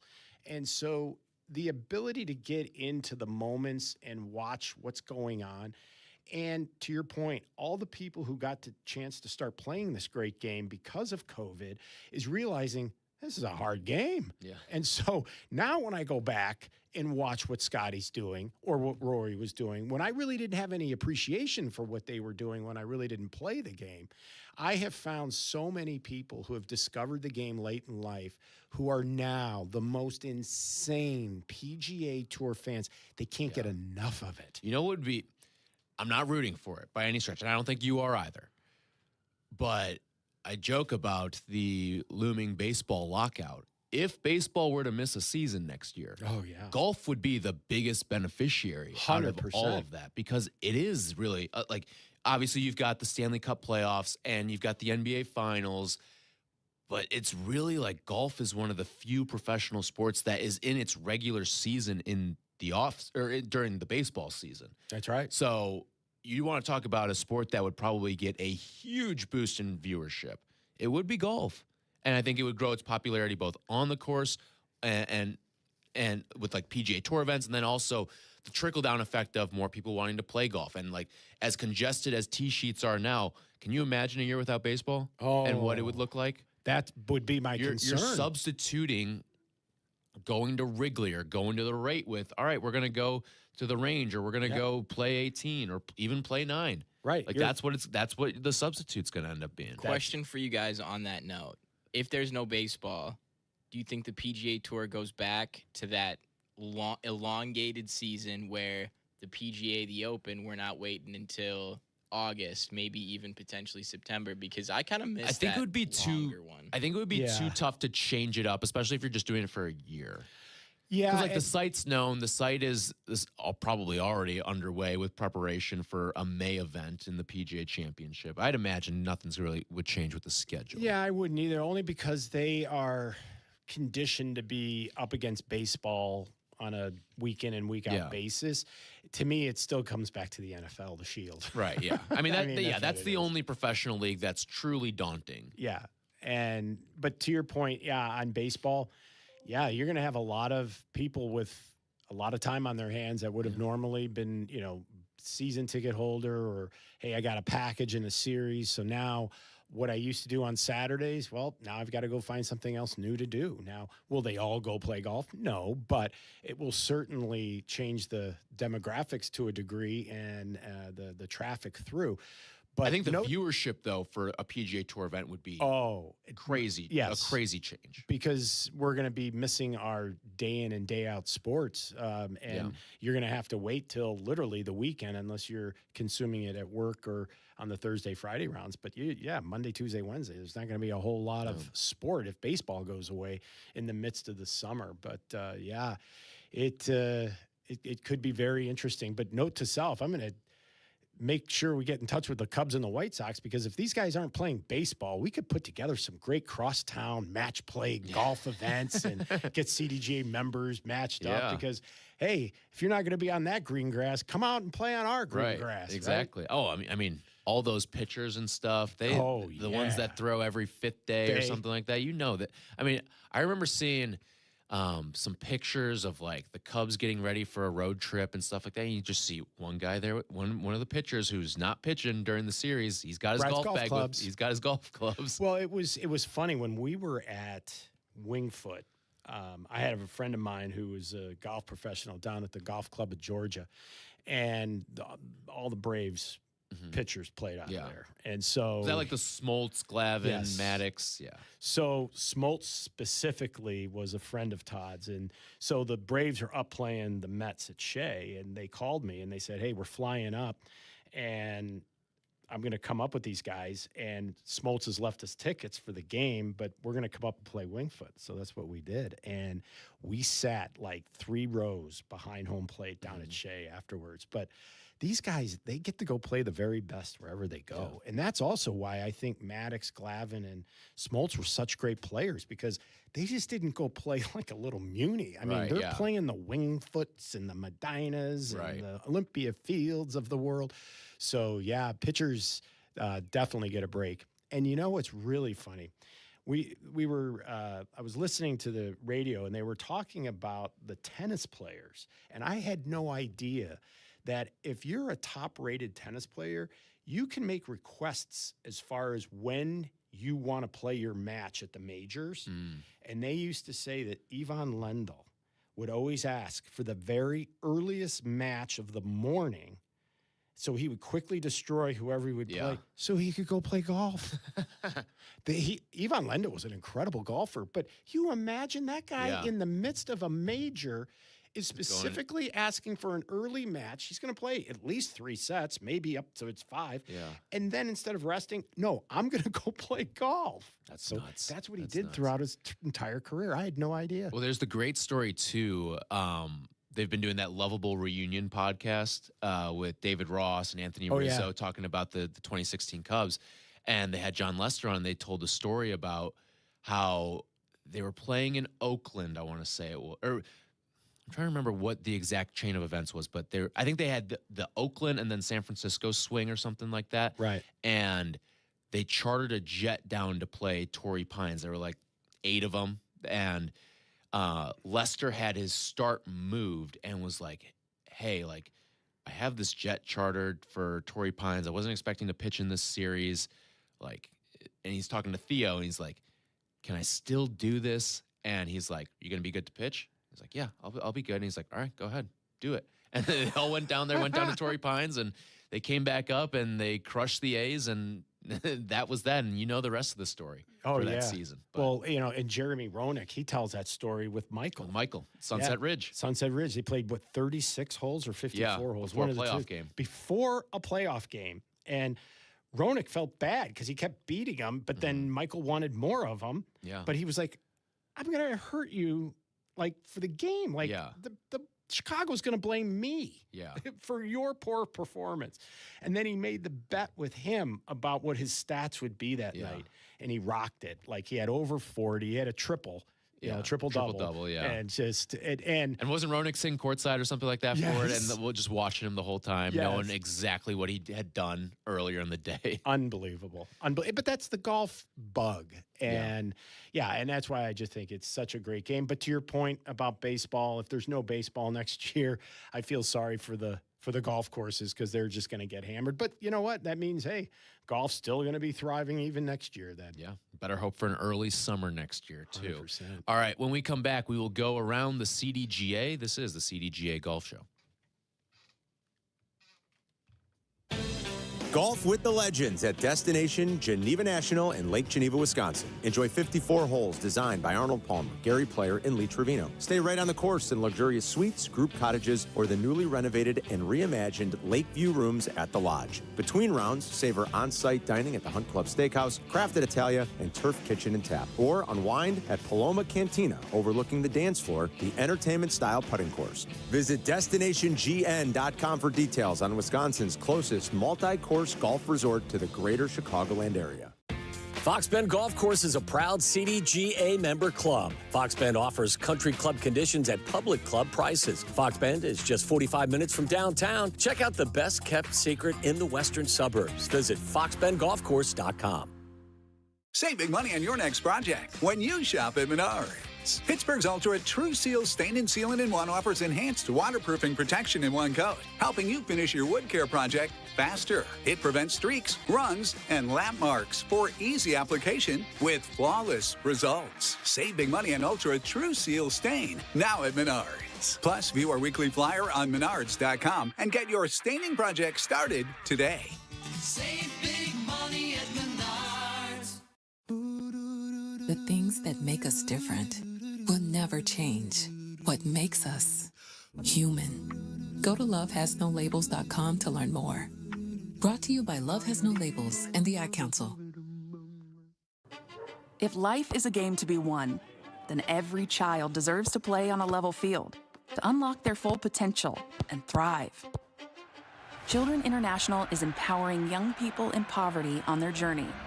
We're working alongside partners and communities in 10 countries to give children and youth the tools, the training, and the skills to build confidence, shape their futures, and win in life. This journey of hope begins in the early days of development and continues through all stages of growth and into employment. We invest in children and youth so they can achieve their goals. And it's a game changer for children, their families, and their entire communities. This is how, together, we can help end poverty for good. Join the journey at children.org today.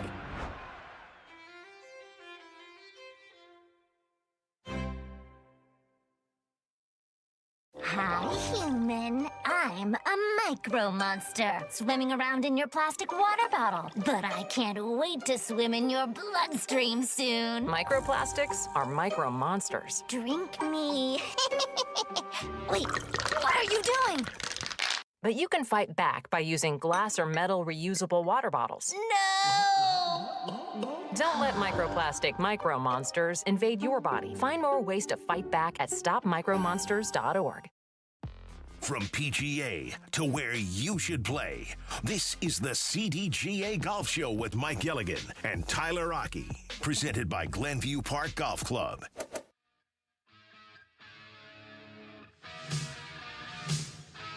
This segment brought to you by PGA Tour Superstore as we wrap things up here on the CDGA Golf Show. We'll be back with you next week, 9 a.m., right here on ESPN 1000. Thanks to Jake Littman and Mario Herron for producing today's show. As at this time of every show, we go around the CDGA. What do we have going on this week, Mike? Well, it is June, as we talked about at the beginning of the show. We will be having the Chicago Adaptive Open. I'd love to put that on people's calendar.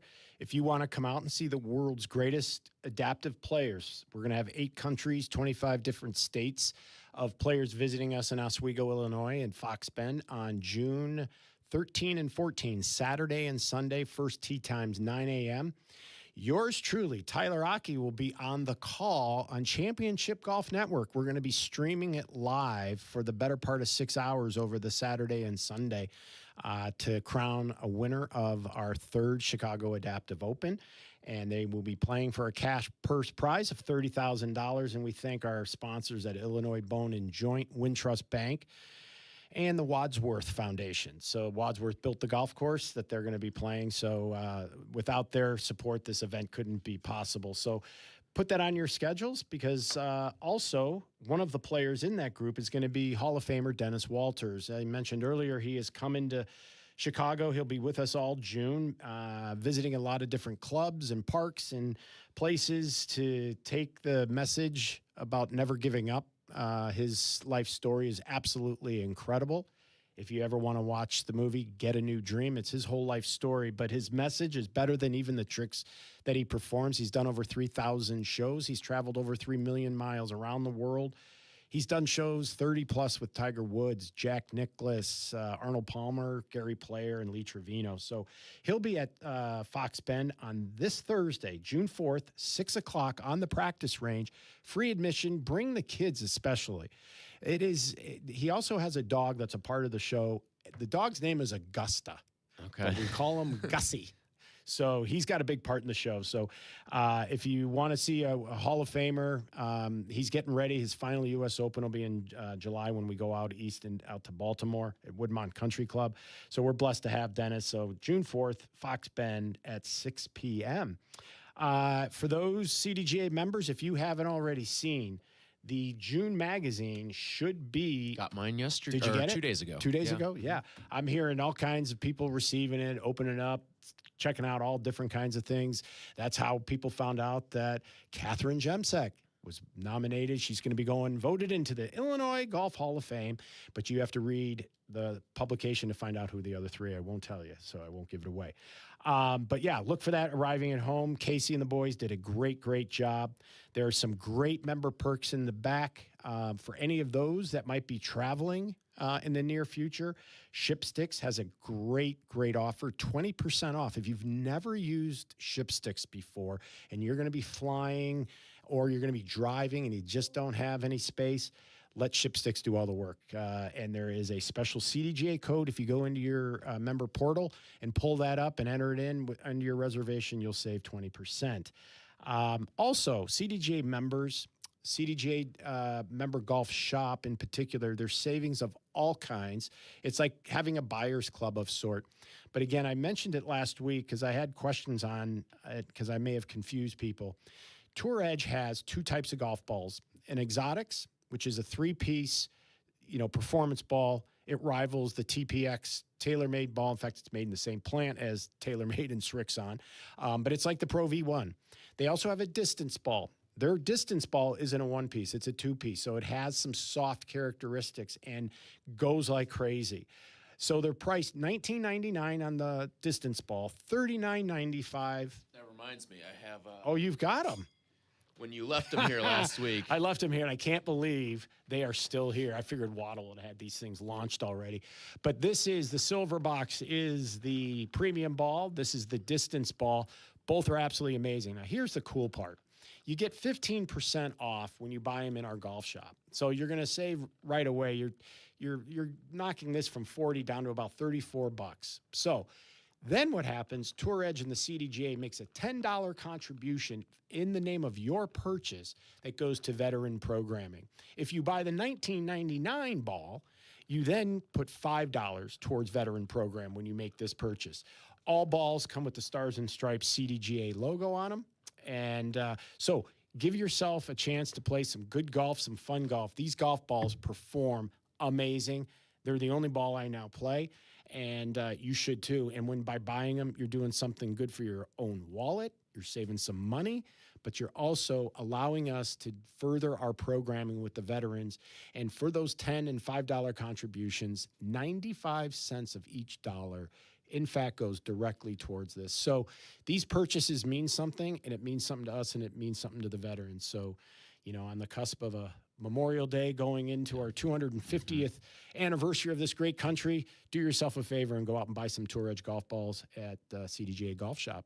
And that, my friend, is what I got. Awesome. All right. We will be back with you next week, getting you ready for the U.S. Open. We're going to be that Can't much wait. closer. And it'll be the it. Memorial. Yeah, it'll be the Memorial. So a signature event back on the calendar after a couple of weeks off from signature events. Should be a really good field out there.